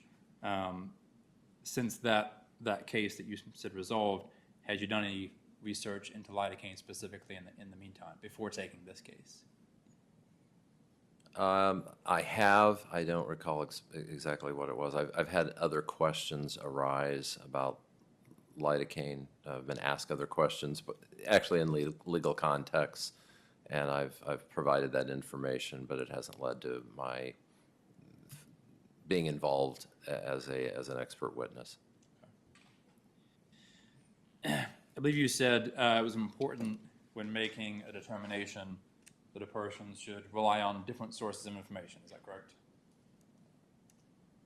Well, the sources of information that are available in a particular case, I don't know that it's necessary to include every piece of information, but any information that helps you construct various scenarios, yes. In Right. general, yes. You don't want to look at just one source and reach a conclusion from that, correct? You want to look at different sources of information. You mentioned specifically witness statements and medical records, correct? Well, I said in this case, there were some witness statements that I was aware of. Yes, I was aware of those through deposition testimony. And is that important, to look at witness statements and medical records? It can be, yes, it can In be, this case, was it important? yes. Okay. Maybe I was not clear. That's why I said those different pieces of information create distinctly different scenarios. and it's important to walk through those. If you're going to consider a piece of information, you consider the implications of that. Those were completely different scenarios. There were actually three. Yes, sir, and you should They're not consider mixed- different They're not scenarios, mixed. correct? They're not mixed into one. They're three different scenarios. And what Dr. Oleske's method involved is kind of using some of one and some of another and kind of melding it all into one, what she called a clinical diagnosis. But in fact, those different pieces of information lead to distinctly different scenarios, and her method didn't take that into account at all. And when you speak of clinical diagnosis, you're talking about her finding as the cause of death, correct? Yes, I am. She called it a clinical diagnosis. I wouldn't call it a clinical diagnosis because after the fact, it's a forensic evaluation. The clinical diagnosis would occur in the moment, and they're different things. So yes, lidocaine toxicity is a clinical diagnosis when faced with a patient exhibiting symptoms and a temporal history of lidocaine administration that could be consistent with that. That's a clinical determination. You don't need a level to tell you that you might need to administer emulsion therapy. It's very different to have months to look back over all the facts and reconstruct the distinctly different scenarios that might apply. Right, and you mentioned the difference between clinical and forensic in terms of the current versus looking back. I mean, you understand that a medical examiner, by their very nature, their entire job is looking back and making a diagnosis. Would you agree? I don't, you're implying something I don't think I agree with. I agree that they're looking back and making a determination. That's different than a clinical diagnosis occurring in the clinic in real time. So I think it's important not to mix those two concepts. And I think that was another thing that, I started out saying that. It's another thing that occurred here is. Well, sir, my question was, you understand that a medical examiner, everything they do is looking backwards to figure out what happened, correct? You'd agree with that? Well, that's what it was supposed to be, and that's what was confusing, is she seemed to be saying this was a clinical Sir, diagnosis. again, if you listen to my question, Well, that's what I say. My understanding is that that's what a medical examiner's job is, not to do what she seems to have done here, is to put herself in the clinical situation and make a clinical diagnosis. It's to make a again, sir, forensic my question wasn't about diagnosis. Dr. Oleske. Oh, okay. My question was, you understand that a medical examiner, their entire job is looking back and figuring out what happened, correct? It's supposed to be, yes. Okay, you'd agree with that, yes? Yes. Okay.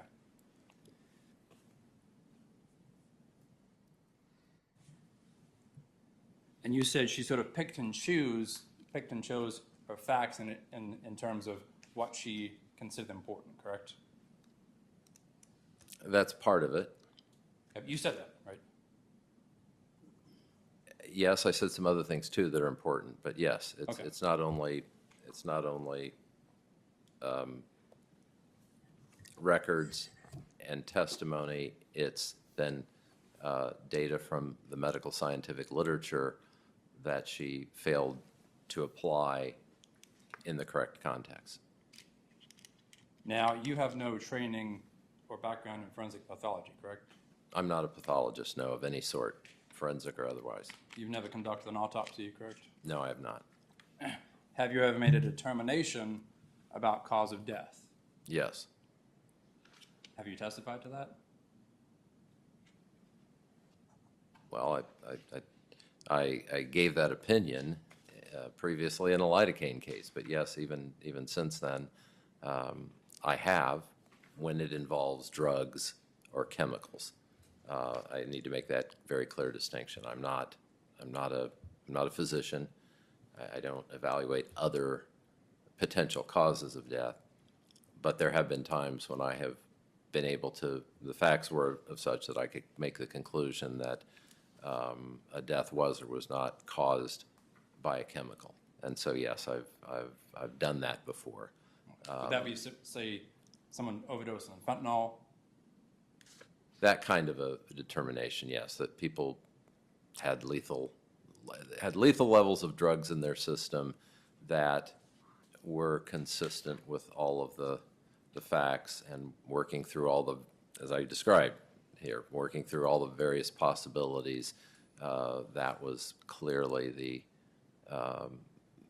the reliable conclusion that the cause of death was a drug or chemical. But beyond that, you do not make a determination about a cause of death, correct? Not outside of my field, no, not outside of the field of pharmacology and toxicology. So things like toxicity of lidocaine would be within my field. Things like, the cause of the anatomical cause of a person's cardiac arrhythmia would not be within my field, for example. You mentioned the peer-reviewed literature, but you did not specify any. Are there other specifics of the literature that you reviewed? I specified numerous publications in my letter to Dr. Oleske. I referenced numerous publications in my testimony before the Department of Health. I relied almost solely on peer-reviewed publications, so I've provided those, and I only became aware of Dr. Oleske's deposition testimony on Sunday evening. So I asked Mr. Romero whether I should bring copies of those publications with me, and he indicated I didn't need to do that. But I've even identified other peer-reviewed publications, had a chance to review them to try to ascertain exactly how much the half-life of lidocaine would be delayed at the higher doses. I described in my deposition that you took that was the case, but I identified. Let's get back on track here. Okay, all right, sorry. My original question was, you mentioned peer-reviewed literature, but today you do not go into specifics, correct? I haven't been asked to, but I would be glad to if you'd like to talk about some of them. I would. And where I'm trying to get to is on your letter, or whatever you want to call it, to Dr. Oleske that Mr. Amar had mentioned. Trying to find the right page. There is a page you referred to as, I think it's supposed to say referred publications. Is that what you're referencing in terms of literature that you reviewed? Well, I didn't say that was all the literature I reviewed. I provided her a subset of the literature that I included in as part of my testimony to the Department of Health. I didn't memorize the letter. If you can hand me a copy of it, I can answer your questions better. Yes, sir. And I'm not going to, and my point was, I'm not going to ask you to read all these items. But is this the literature that you're referring to when you say you looked at peer-reviewed literature? Can you show me the statement and can you show me the letter? I mean, I'll be glad to can. address it. I know I referenced, for instance. I'll get him a, if you don't mind, I don't I'll have get him a hard copy. Yeah, I don't have a physical. I get it. My Just to copy is so you know 27 what I'm looking pages. at here. Oh, 27 pages? I'll include all of it. Give me 1 second. Because you didn't take these attachments. That's fine.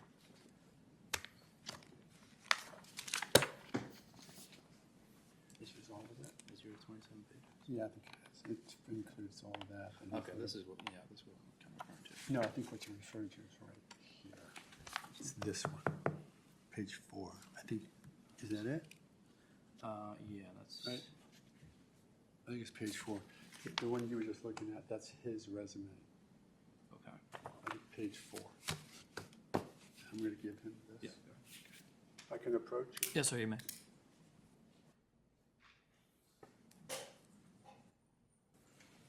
Thank you. So, Doctor, I believe if you look at page 4 there of your letter/report, there is a list of references. Yes, You see that? yes. Okay, so when you earlier referred to peer-reviewed literature, is that the type of literature that you're talking about?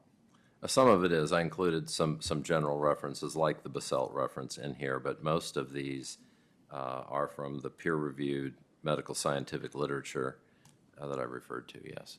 Okay.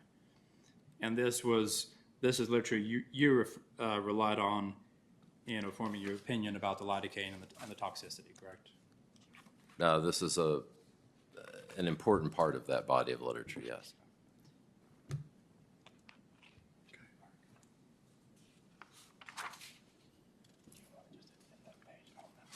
Why don't we admit that page forward, because it has his resume and it also has the other references, but not his letter itself. I don't know the rest of it, just what about, I think the judge needs to see that page in terms of what he's looking at. Okay, but here's my response. So yes, but if you're going to say, okay, for this, then I want everything else that he has on his resume. See, you want me to include him anyway. I'm certainly going to keep him out the letter. But what he sent her, you should take a look at this stuff. His resume, which just has all of the other stuff on it. And that's just those two. Which wasn't in. Judge, may we approach briefly? Yes, sir. Just.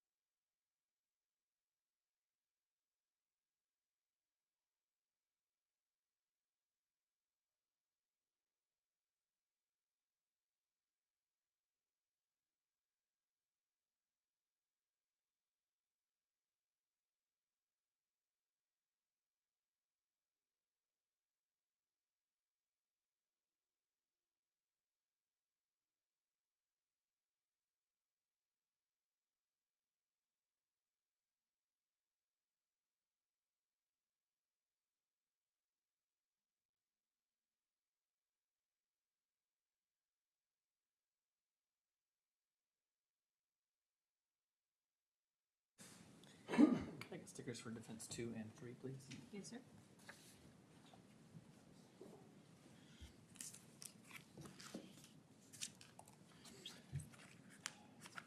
All right, thank you, sir. Those are my questions. And 3. Mr. Amari, you may redirect.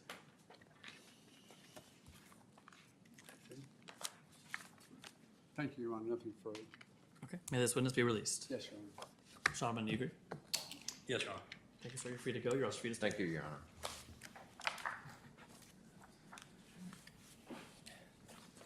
Any other witnesses for the defense? No, Your Honor. Any other witnesses for the state? No, Your Honor. Obviously, I would have called Dr. Oleske.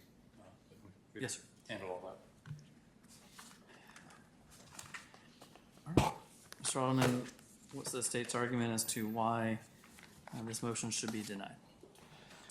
Your Honor, you heard from Dr. Oleske, her training and background. She freely admits she's not a toxicologist. She's not but she is a forensic pathologist, and part of her job is reviewing different sources of information to come to a final conclusion.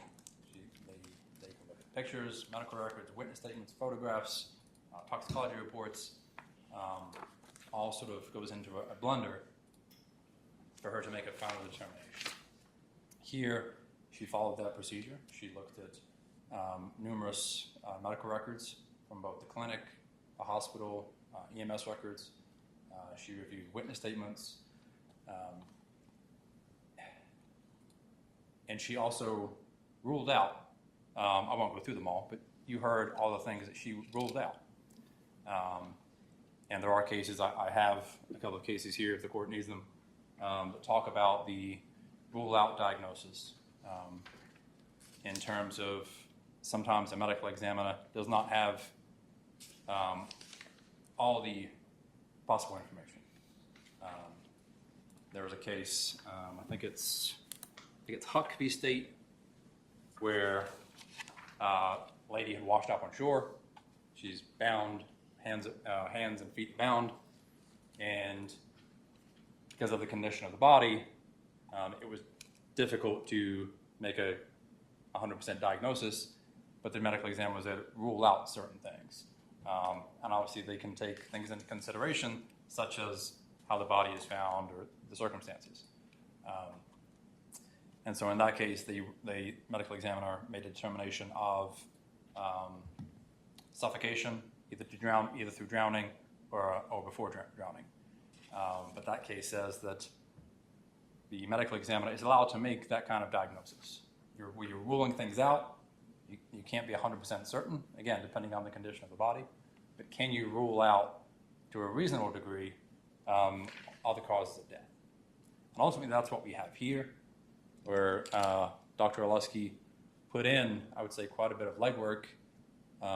She mentioned about the organ donation, and following up on that, that she did not typically go to those lengths. She followed up on the organs to see if there were any problems with any of those. And so she's doing all this to reach this conclusion. Again, she is not a certified toxicologist, but she doesn't need to be to make a cause of death. That's just one of the factors that she relies upon. I think she said, it's often a factor. Oftentimes, it's the most important factor that you rely on, especially in an overdose death, where there are no visible symptoms of injury, but they rely on toxicological findings. I think it's also important to note that her findings ultimately weren't that Hillary died or was poisoned, as she said, an acute poisoning of toxicology, but that it led to a seizure and a cascading sequence of events that ultimately resulted in her death. And so, we can argue about the 3.4 and whether those levels were toxic or non-toxic, but that's not really the argument for today. The argument for today is she qualified to give this opinion? She stated she did research into lidocaine. Obviously, she's not an expert, but she's researching it, and that is factoring in her opinion. She didn't just rely simply on the lidocaine. She's ruling out all these other potentials. And ultimately, that is her job, is determining a cause of death. And toxicology is often a large part of that. And the work that she did in ruling out any, stroke, heart attack, physical trauma, she made this diagnosis with, I think her phrase was, a reasonable degree of medical certainty. That is her opinion, and that is her entire job. She's done thousands of autopsies. She's testified dozens of times, specifically about cause of death. And in this case, her opinion, in reviewing everything, is that this is what ultimately led to her death. I believe the state has shown that she has a well-founded basis for making that determination. This wasn't guesswork. She was systematically eliminating causes of death. And in her opinion, the symptoms that were described to her and that were witnessed by some of the people that were there were consistent with the lidocaine toxicity. She referenced the ER doctor. And in her opinion, all of this was consistent with the lidocaine toxicity, and that formed her opinion. The state would ask that Dr. Oleske is allowed to testify in the realm of lidocaine toxicity or complications led to Hillary's death. Thanks, sir. Mr. Amaro, what's the defense argument? Thank you, Your Honor. So, the concern is, I think that Dr. Oleske made an effort to come up with the diagnosis. I'm very concerned, and I think you now have testimony before you, both from her testimony and from Dr. Burghardt, that this differential diagnosis is concerning. It is not as much of a diagnosis of this did it, as she said, is a diagnosis that She was alive, she had some lidocaine, and she's passed, so it has to be the lidocaine. And then I think she sort of buttressed that opinion. I mean, if you really look at her testimony, she thinks that Dr. Brown diagnosed it first. As absurd as that sounds in the cold light of day a year and a half later, what Dr. Brown said to the ER was, look at everything. She had lidocaine. And that sort of became the foundation, and that foundation being buttressed by the fact that and I'm serious, one who worked there for 4 years thinks that he pulled up a syringe full of pure lidocaine and stuck it in a vein somewhere. And I think Dr. Oleske got caught up in what was obviously improper and non-reliable testimony. Now, that's not to say, she looked at it, but if we're looking at Daubert and whether or not this doctor can come in and say lidocaine toxicity, we are at the edge, at the very least, at the edge of a medical examiner's field of expertise.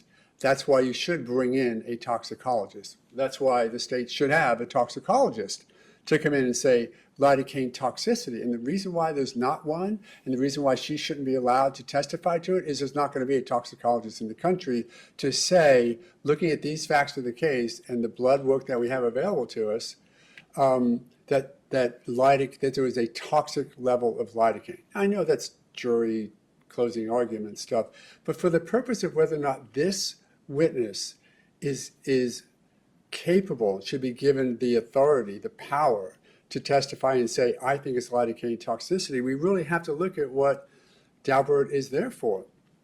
Did she have a good method? No, I think that was well attacked by Dr. Borgert because it was a method, but the method seems to be this woman passed, a doctor said maybe, I'm looking at it and I don't see another reason. But did she apply it to the facts of the case? Because that's what Daubert tells us. You have to have a method. You have to use proper principles and apply it to the facts of the case. Ignoring an extraordinarily significant fact is her failure. She couldn't fit in the 3-4. It did not comport with what she had already decided. Matter of fact, she didn't even know it was there until the first deposition at DOH. And then when she knew it was there, she bustled around and came up with an explanation that testified to a certain extent by her, but also by Dr. Borgert, doesn't make any sense. And I'm not saying, again, just pure cross-examination. You have to decide as a gatekeeper of sorts whether or not you're going to let her say to a jury, lidocaine toxicity killed this woman, complications therefrom. And you have to look literally at the facts of the case and how much of those that she ignored. What was her methodology? You did hear good, proper testimony, unattacked testimony, that this is the way you do this. When you look at lidocaine toxicity, if you're not a toxicologist, go get one.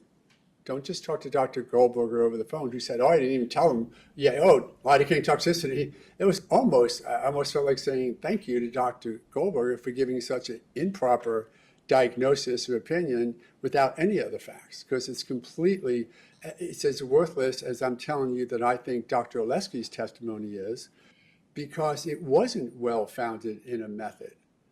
Had she said to us through the testimony, I was trying to figure this out. And here's what I figured out. Was it just the tumescent and a horrible accident? Maybe, but she didn't even look at that. She didn't even consider scenario 1, right? Because she didn't testify to it. Nope.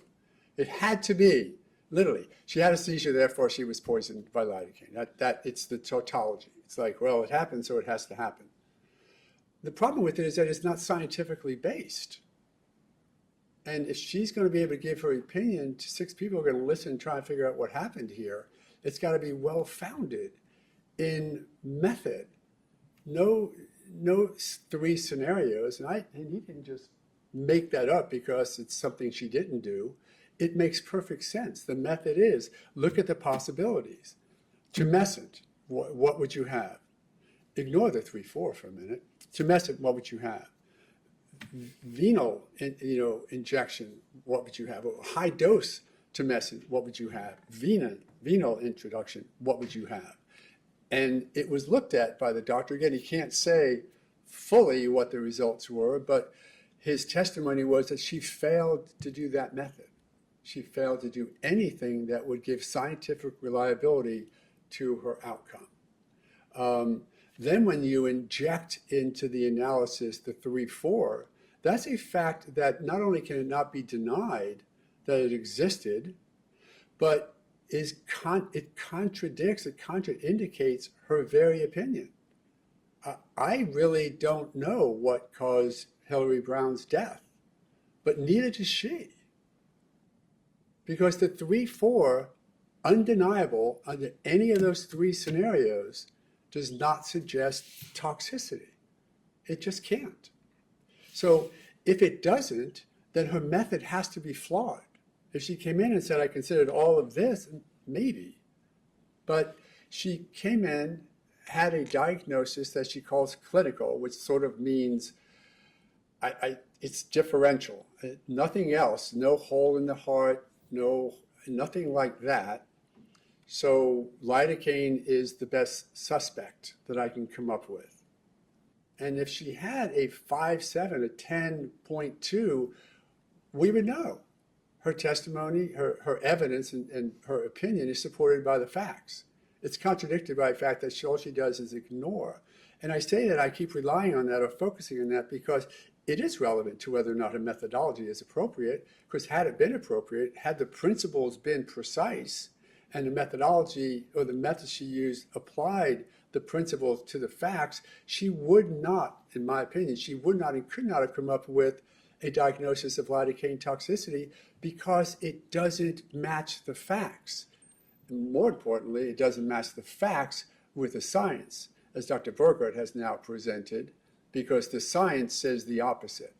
Under no scenario, his testimony, under no scenario could you have a toxic level at time of event and it be at a 3-4, 3 hours after event, 3 hours, 20 minutes after event.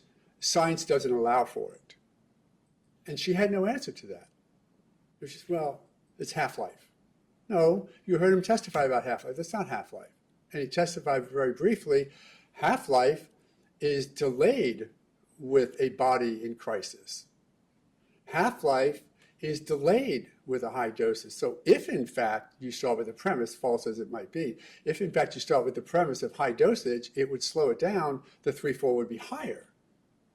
Not lower, not delayed. The science that has been presented to this court today is undeniable that there is a delay in lidocaine flushing through the system, such that unassailed testimony, 6 to 20 hours, I think Dr. Burgert may have said 8 to 12, I'm not really sure if he said that, use hers, 6 to 20 hours delayed.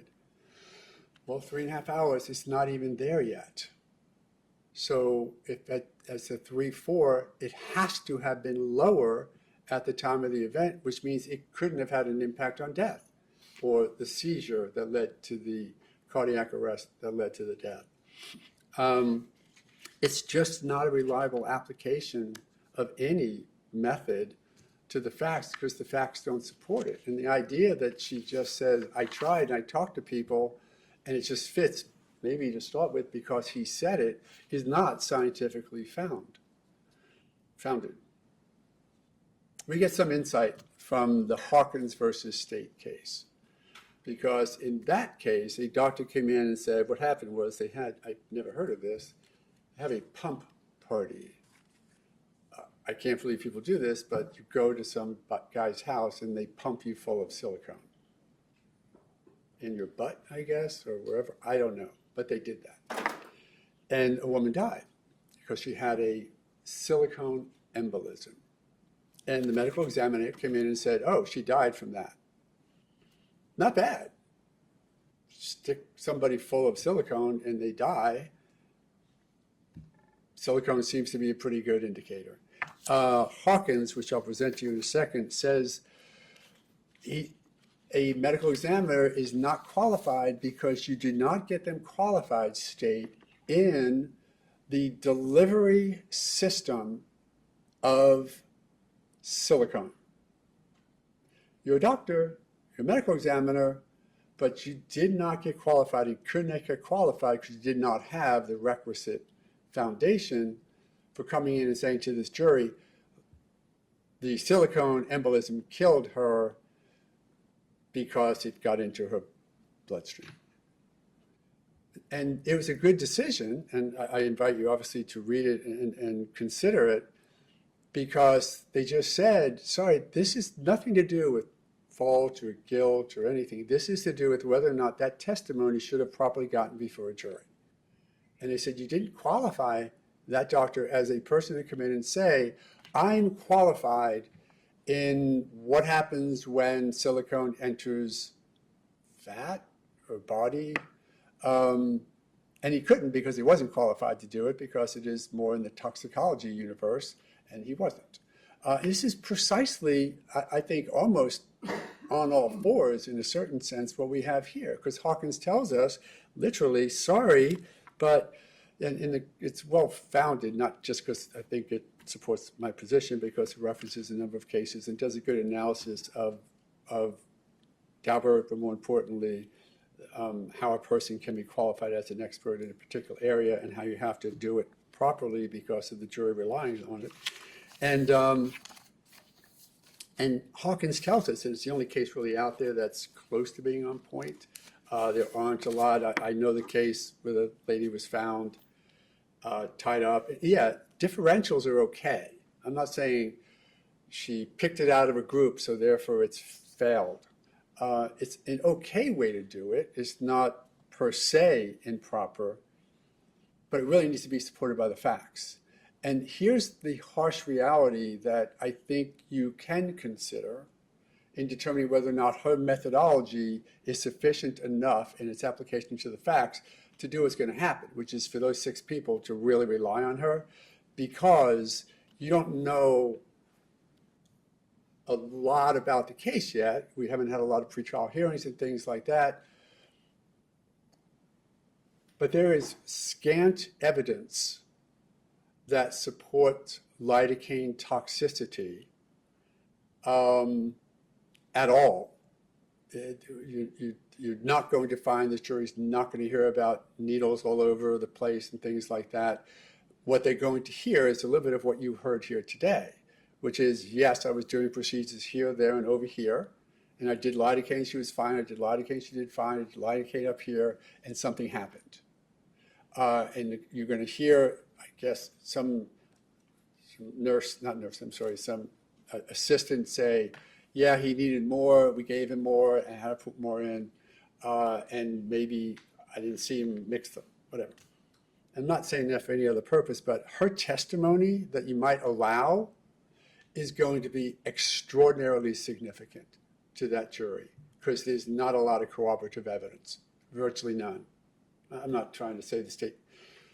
There is no medical evidence to support it.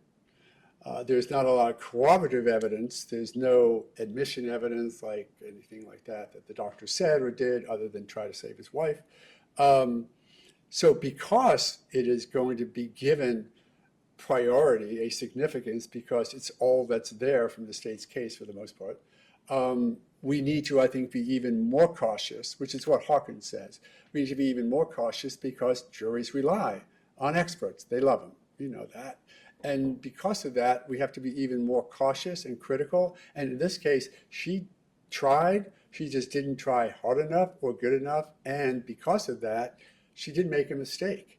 And she relied on a mistake because once she made that decision, she ignored other evidence, including a lab test that nobody else can ignore, and that supports the opposite. So realizing that, I know it's a unique position for a medical examiner, but she can't testify to toxicology. It's at the edge of her abilities, even if she qualifies herself within it. She didn't hear. And the pharmomechanics, pharmacokinetics of lidocaine in the system was completely lost on her by her testimony and her failure to properly acknowledge it. And because of that, she has disqualified herself as an expert in the area of toxicology, which is what she's going to say if you let her say cause of death was lidocaine toxicity. And I think that you should exclude her as a witness. Thanks. Thanks, sir. May I approach to give you a copy of, I have it. Thank you. I thought you did, just want to make sure. I'm sorry, just for clarity, I believe the motion was to exclude her testimony as to toxicology and lidocaine, not exclude her as a witness, correct? That's correct, because she can't say those words. I think that she would still have a place in the trial. Thanks, sir.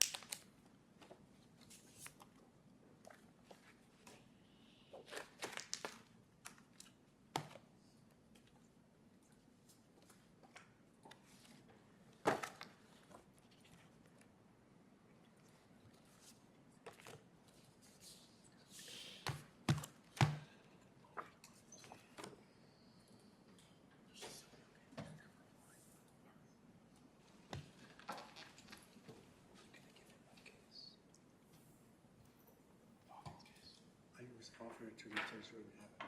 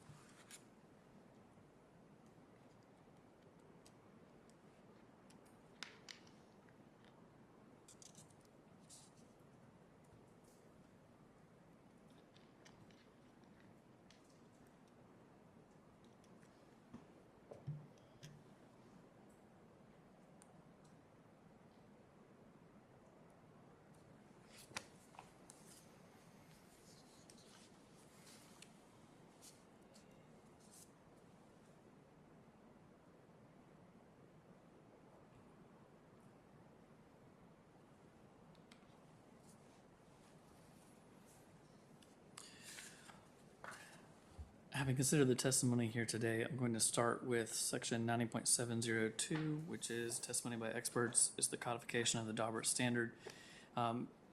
Just a preliminary matter, this is a situation where scientific, technical, or other specialized knowledge will assist the trier of fact. These are very complicated issues. Experts are required. And so that portion of the statute is satisfied. And then as far as whether Dr. Oleske is qualified by knowledge, skill, experience, training, or education, certainly she listed her qualifications here. She is our chief medical examiner, has been for several years. She has the requisite schooling. I think it was 13 years, if I remember correctly, of training to be a medical examiner, a forensic pathologist. She's also conducted over 2,000 post-mortem examinations. And so as a general matter, and I think the defense would even concede this, she is qualified to testify regarding cause and manner of death. The defense argument, though, is she can't make the ultimate conclusion in this case because she's not a toxicologist and she did not reliably come to her conclusion. But in general, I think they would agree she can talk about cause and manner of death in most cases. So in this case, she can testify in the form of an opinion if three things are present. Number one, the testimony is based upon sufficient facts or data. Number two, the testimony is the product of reliable principles and methods. And number three, the witness has applied the principles and methods reliably to the facts of the case. There are several opinions that I read before coming into court today just to make sure that I had the proper framework in mind as I was listening to the testimony. One is Williams versus Leesburg Regional Medical Center, Inc., 430 Southern 3rd 961, out of the 5th DCA in 2026. This stands for several propositions, but I liked it just because it kind of gave the overview that the proponent bears the burden of establishing the admissibility. Also talks about first determining whether the individual qualifies as an expert, and then what is being determined in terms of reliability. I quoted this opinion earlier when I was making a ruling to allow the defense expert to testify, that reliability is determined by examining the expert's underlying methodology rather than his or her ultimate opinion, and there were non-exhaustive factors that I quoted earlier. I also think this case is important because it sets forth the careful balance required by the trial court's gatekeeping role. On one hand, the court must ensure expert testimony employs in the courtroom the same level of intellectual rigor that characterizes the practice of an expert in the relevant field. On the other hand, it must allow the adversarial system to address any shakiness in otherwise admissible testimony. Exclusion of the testimony is the exception rather than the rule. Nothing prevents a trial court, however, from excluding expert testimony when there is simply too great an analytical gap between the data and the opinion proffered. The state mentioned the Huck case, which is one of the cases I read. I think I first came across it in Cardona versus State, 299 Southern 3rd, 1142, out of the 3rd DCA in 2020, where it says a medical examiner may even render a cause of death opinion that was reached by a process of elimination of other possible causes. And there's a citation to Huck. Huck itself is at 881 Southern 2nd, 1137, out of the 5th DCA in 2004. So a somewhat older opinion, but was quoted as recently, or cited as recently as 2020. And that case says that a medical expert may properly render an opinion as to cause of death by process of elimination. In that case, the medical examiner testified about the internal examination of the victim's brain, heart, and abdominal areas, and he observed no evidence of any disease or condition that would support a medical cause of death. There were specific medical causes that were mentioned on cross-examination. The medical examiner conceded that such causes undetectable by autopsy were possible but not likely, given the victim's age, health, and lack of medical history.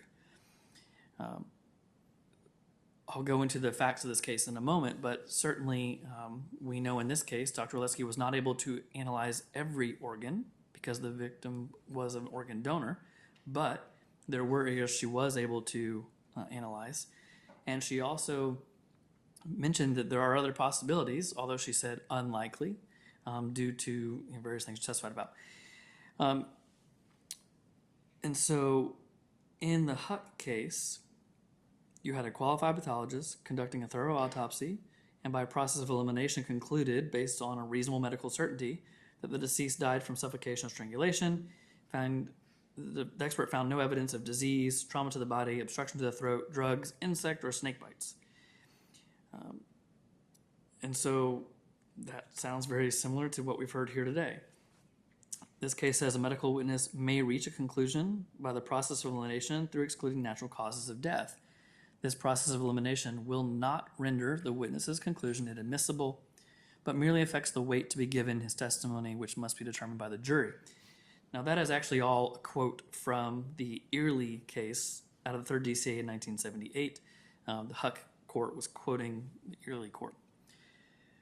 And so the Huck court ultimately determined that there is nothing inherently wrong with coming to a conclusion by use of the process of elimination. There was no error in the trial court's determination to allow the medical examiner to testify on that basis. And it says the weight to be given to such testimony and its believability are for the jury to decide. Another case that I looked at before coming in here today is the one referenced by the defense, Hawkins versus State, 933 Southern 2nd, 1186, out of the 4th DCA 2006. I do note this is under the Fry standard, not the Daubert standard, but I do still think it's worth considering seeing how it applies or doesn't apply to this case. The medical examiner in that case had conducted thousands of autopsies, similar to Dr. Oleske, but had never conducted one where the cause of death was systemic silicone embolism. That medical examiner also conceded she was not an expert regarding the mechanism or speed that silicone migrates through the body. That expert also did not review any literature regarding the effects of silicone on the body prior to drafting the autopsy report.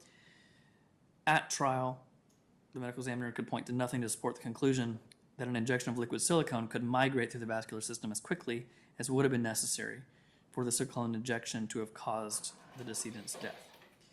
So in that list of shortcomings of that expert, I think there are some that could be lodged against Dr. Oleske, and there are some that cannot. Dr. Oleske conceded she is not a toxicologist.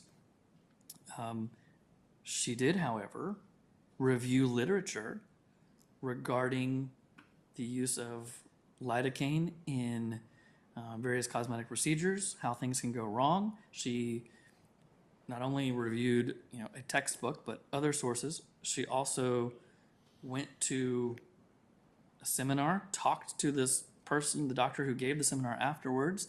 She consulted a neuropathologist. She consulted toxicologists. That's a far cry from the medical examiner in Hawkins, who didn't read any literature regarding the effects of silicone on the body. As far as that medical examiner not being able to point to anything about how the injection of liquid silicone could migrate so quickly, I think that's where, Dr. Oleske's use of the phrase clinical diagnosis that frustrated the defense. She at one point testified that when she's talking about a clinical diagnosis, she's talking about a constellation of symptoms that are observed, not necessarily based on just a blood level. And so her testimony was that there was a constellation of symptoms that does support that this death was the result of complications from lidocaine toxicity. Some of the ones that she mentioned, just off the top of my head: vision changes, seeing orange, I think, blurriness, muscle twitching, restlessness, seizure. And so she is able to point to something to support her conclusion. Now, I recognize the defense expert disagrees with it, but it's not that Dr. Oleske has nothing to point to. So I don't think that this is as on all fours with Hawkins as the defense would argue. And with that, I'm going to turn to the testimony. And again, it was a very long hearing, absent our break and starting a few minutes after, and I don't recall how long the Nelson hearing took, but we've been going at this since a little after 9 this morning. It's now after 1:30, so I will do my best to summarize the testimony. As far as whether the testimony was based on sufficient facts or data, Dr. Oleske testified to the various things that she reviewed. She reviewed every medical record, every source of medical records, from Dr. Brown's own clinic, to the ER, to Sacred Heart, to EMS. She reviewed the witness statements. She also, on the data side of things, did her own research and talked to toxicologists and different people. So she had certainly a large amount of facts and data from which she was drawing. She also took some samples of various body parts to be sent off. She did acknowledge she couldn't send all of them off because of Miss Brown being an organ donor. But she did send off some samples that she could.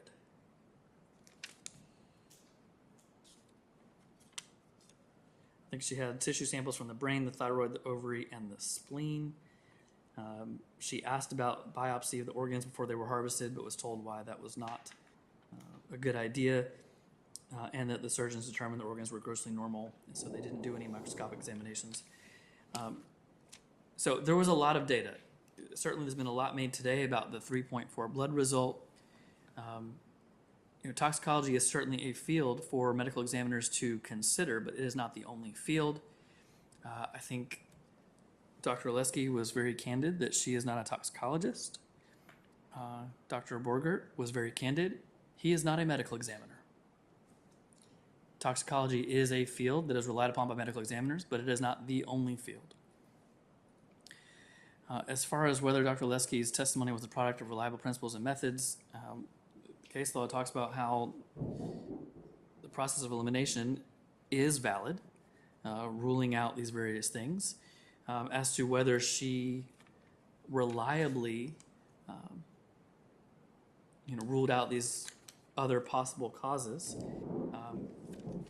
let me set aside complications from lidocaine toxicity. Let's talk about other things it could have been. Let me get to my notes on that. She determined it was not a pulmonary fat emboli. It was not an infection. As best she can tell, it was not a congenital cardiac issue.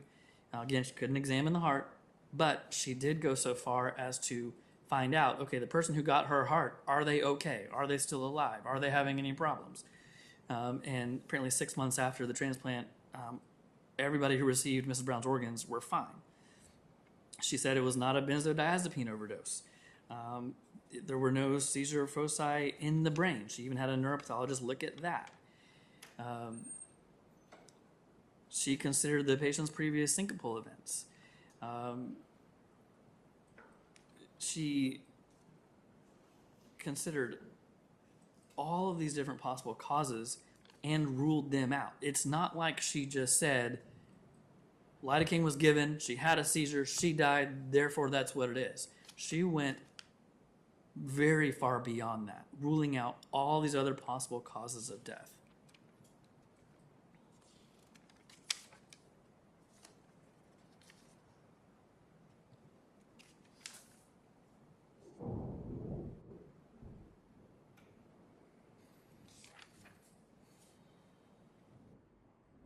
She also noted that there were no injuries to the major vascular system, there were no perforation sites.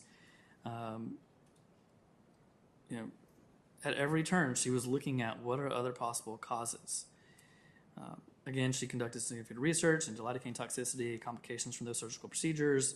She looked at the different ways that the lidocaine can be administered, either through a tumescent solution or what she described as subcutaneous injection.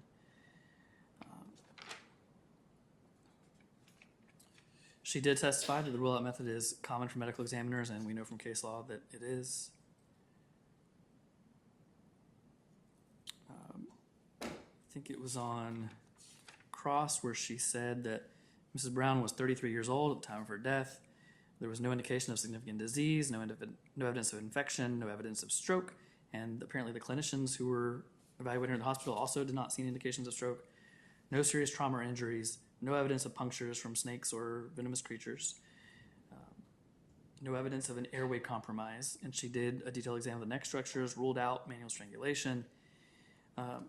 And so there was no other structural reason or cause for the seizure and the cardiac event than what she came back to as, in her view, is the cause of death, complications from lidocaine toxicity. As far as the research that she mentioned, I think I've already gone over that. It was the Basalt textbook, it was the anesthesiology book, it was surgical procedures literature, it was Dr. Susan Eli and Dr. Gill, their book. It was a lecture by Dr. Eli. She called Dr. Eli. She spoke with Dr. Goldberger. She spoke with another toxicologist. And so she is not just making a conclusion blindly and just sticking with it and ignoring everything else. I recognize that Dr. Borgert comes to a different conclusion. He believes that she should have broken it out into the different scenarios more than she did. She said that she considered various scenarios and compared, how would it be different. Sounds like Dr. Borgert thinks she should have gone further and she should have been more meticulous in breaking out the scenarios and then to see, especially is that 3.4 even possible.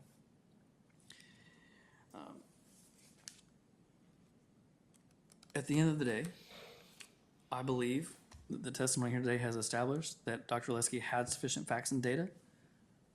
Her principles and methods of how she came to her conclusion are reliable, and she reliably applied those principles and methods. It will be up to the jury to decide which of the two experts to believe.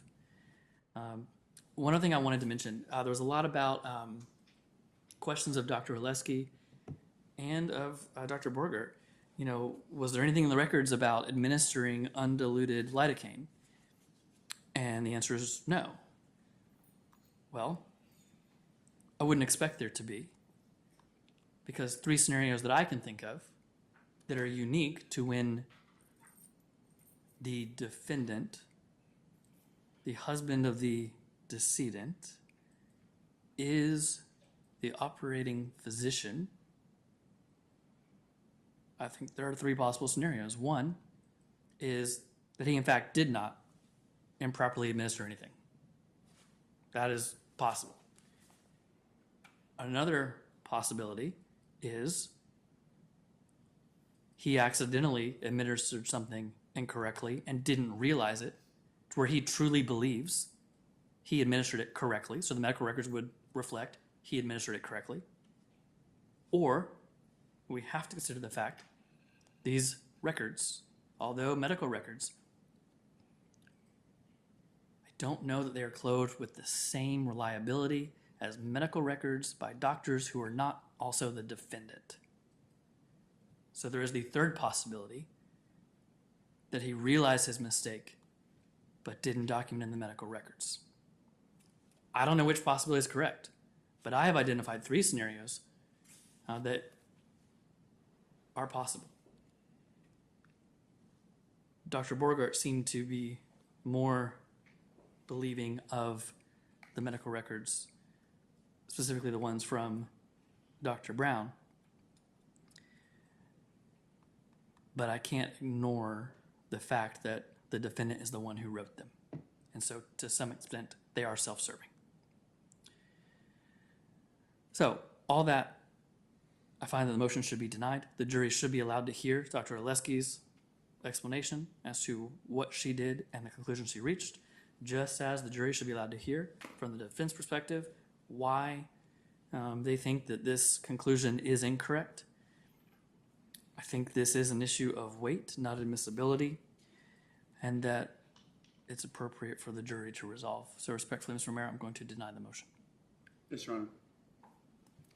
Is the court going to issue a written order? You want me to draft one, or how do you want to handle it? I will enter a written order just memorializing the ruling, but I've stated on the record Yes. my detailed reasoning, and so I'll just cite, today we had this hearing, I heard this testimony, and for the reasons announced on the record, the motion is denied. I'll file the exhibits with the clerk. We need to set a next court date. There's nothing passed today.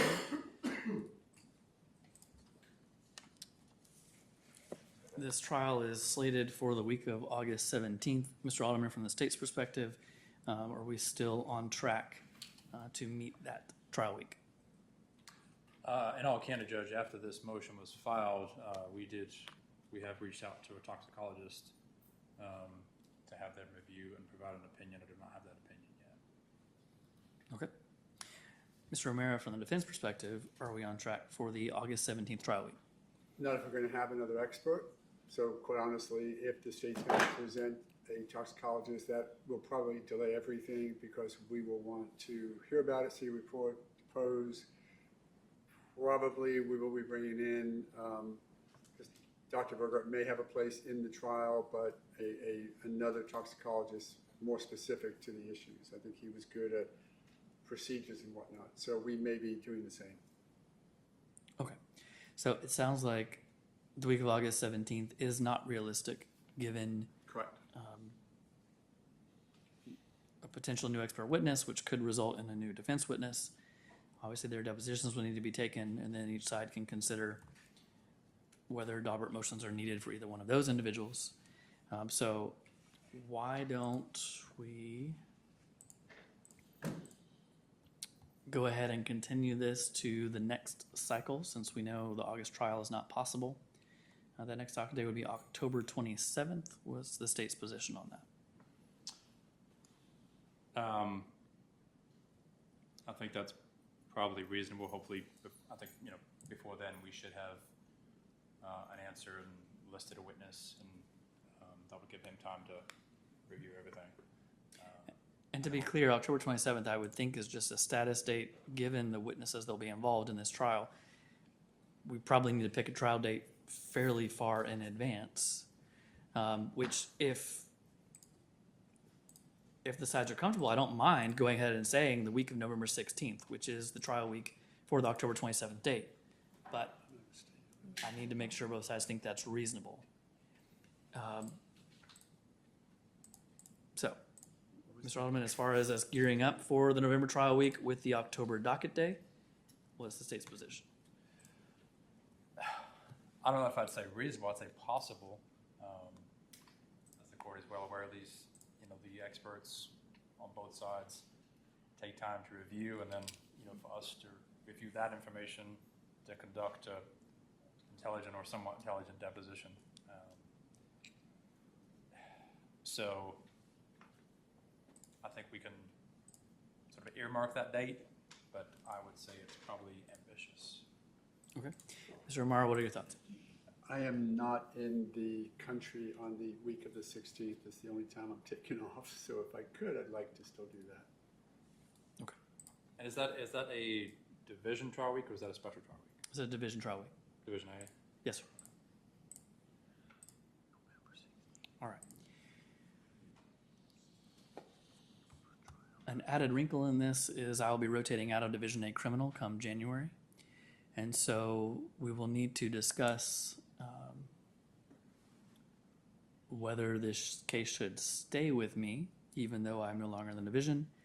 I would need to find out if Judge Stevens would even be able to handle this case, or whether he would have to recuse. He's the person who'll be taking over Division A. Judge, I can tell you that right now, because I was actually out on paternity leave. Judge Stevens actually signed the information. Okay, well then that answers that. So this case will stay with me even once I rotate. I'm getting a feeling that Judge Stevens used to be a prosecutor. He did. He was the prosecutor and supervisor of the Milton State Attorney's I Office. wasn't aware, sorry, but if he signed the information, he probably. He signed the information. Okay, thanks. All right. Well then, why don't we set this for October 27th, and everybody can just update me where we are on that date. Yes, Your Honor. This is great. That will be October 27th at 1:30. Yes, Your Honor. Thanks for the time and the additional time today. Yes, sir. You're welcome. Thanks.